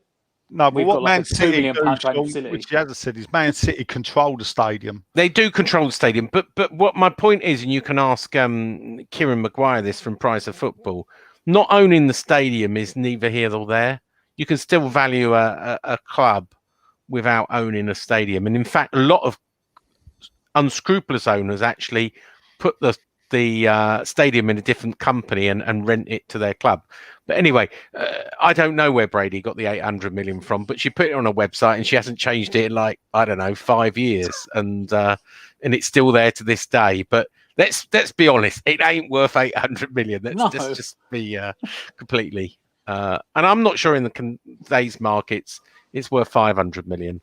I don't know what the valuation. Maybe Kieran Maguire's got it right, and it's only worth 248. Who knows? It's, as I said earlier, it's only valued at what someone's prepared to pay for it. Are we wanting to go into some of the current stuff, or do you think that's us for the night? What do we think? Let's answer 3 more questions, shall we? Right, let's go for that one then. That's quite a good question. Dusty Wagon: does the season ticket club cash refund scupper money for signings? Yeah, well, not this signings here. 26 million we've got in. He can spend that, but we lost 12 million from season ticket and corporate last season. It ain't looking good with the rise in COVID. Remember, we were expecting first 4 games in September. No, that will be behind closed doors, so there's no ticket money. So you're going to lose about 10 million. There's going to be about 20-25%. Capacity in October from the 24th of October. If we're lucky, the government may actually just go no. So the estimate, they're budgeting to lose between 20 and 30 million from ticket and corporate hospitality this season. Hopefully it will be the lower and not the higher, but that's what they're budgeting for. It's a grim, and look, don't be wrong, everybody will be in the same position. And in fact, our season tickets are cheaper. For someone like Spurs or Man United, it is going to be really big knock for them in revenue terms. But they're better run clubs, so they can afford it. Yeah, fair enough. For season, Sean, what happened to the statement? We'll no longer sell our best academy players' prospects if we move to the London Stadium. Yeah. I mean, for me, this is the crux of it, because the worst way, the move to the stadium should have meant we never had to sell an academy player. Yeah. For me, the worst thing about, or not the worst thing, but if the move never panned out, at least it meant we never had to sell an academy player. The fact that their Ghana's been sold, and this is what the likes of Jim White and TalkSport, when they have their rant at the fans, never take into consideration that it should never have been like this. The fact that it is must wake up the people that still don't believe it, Sean, that it's time for them to move on. Yeah. Because if we're selling academy players 4 years after being in Olympic Stadium and everything's gone wrong. everything. I think they misjudged the sale of Grady Diagana. I personally disagree with it. I think I would have rather borrowed 18 million from wherever, drawn it down, borrowed it from a bank, I don't know, sold an FA Cup, whatever. Well, they've just took out the new Vibrac loan. If it's 75 million again, they could have drawn down on that. At the end of the day, 75 million, and they only took 40. That's 35 million they didn't take out. It'd have been cheaper to draw down on that and goodwill-wise for the fan base than it ever was to sell him for 18 million. Yeah. Look, yeah, but financially it doesn't make sense, does it? If you took your heart it out of the doesn't, but it's a situation- message it sends out, and look at what's happened. It's a feeding frenzy, and this is why you're getting so many comments. A feeding frenzy in the media and fans now, who have it's a straw that broke the camel's back. Look, this is the reason I've been staying off Twitter for a week, and I haven't come on here to wind up fans and be pro-board and defend them. I wanted to present where the money went to. If that's come across as I'm defending the board, it wasn't meant. I don't want to wind up fans any further than they have been wound up already. I'm not happy Grady was sold. I would support a sale if some came along that could take the club further. Yep. Just to make my position clear. And look, someone's bringing up here, I did say it was a flat market. And that's what I was told. Every other club, I've done a net transfer spend literally this week, and we were 11th, and we're now down to 17th in the league. Nearly every club is spending, but as I've just said, let's see where everybody is at the end. I think we could see 1 or 2 or even 3 Premier League clubs go into administration by the end of this season. I think some of the money they're spending, I'm just not sure where the money's going to come from. Let's see. When you see the kind of money, I just think, well, how are they going to balance the books? I don't know. We'll see. It has surprised me, though. I said it would be a depressed market. Everybody... To be fair, a lot of pundits and financial experts were saying the same thing. They said, before the post-lockdown games, a lot of the financial experts were saying, apart from the top Man 6, City, not even top 6. It was apart from the top 3, no one's going to have money, and you can only assume that owners are bankrolling it themselves out of their own personal money to spend it, because you said the Chinese money's gone. Everyone's got to pay back this 360 million. Yep. No one's getting ticket revenue's going to be down. No one's getting ticket revenue. Sponsors aren't paying money out because there's no games on TV. Yeah. Or there's no stadiums full. Sorry. It's arguments either side, but what you might find is some clubs are going to offset that against TV revenue for staying in the Premier League in the next couple of years. Yeah, possibly. But they may stretch their expenses as well. They're taking risks. We'll see. I'm not going to predict any further. I leave that to people like Kieran Maguire. Have we had a third one now, Anton? Or have we got one more question? Well, no, I think what we'll do is we'll probably wrap it up there, because that's hopefully brought you as much information as we possibly can. The finances. It's on the well tip done if you've made it through all of it. It's on the tip of our tongues. It's the fans. Social media is such a crazy place. You see so much stuff going around, and what we need to do is go off the facts. This is not, as we have stated, an anti-board message. This is not a pro-board message. This is us, or sorry, I should say Sean, and in particular Sean and Nigel, looking at the finances, discussing the finances to maybe answer some of the questions that the fans have been saying. Where is the money?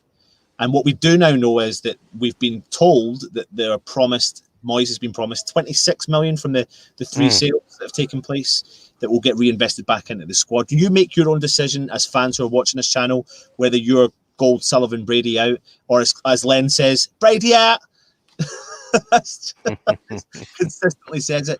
But all I can say to you guys is, please remember, this is not us coming to you with a pro board message. This has nothing to do with that. Again, like I said, you just have to watch all our videos, listen to our podcasts. You'll see it all. You'll hear it all. What we actually say on a day-to-day basis. We are West Ham through and through. We want the best for our club, and that's what this is all about, just trying to bring people facts. And yeah, we'll come back and we'll do another show related to something else, maybe, getting into a bit of an opinion if we need to. But we hope you have enjoyed it. Nigel, Sean, before you go, and again, Matt, anyone want to make any last points?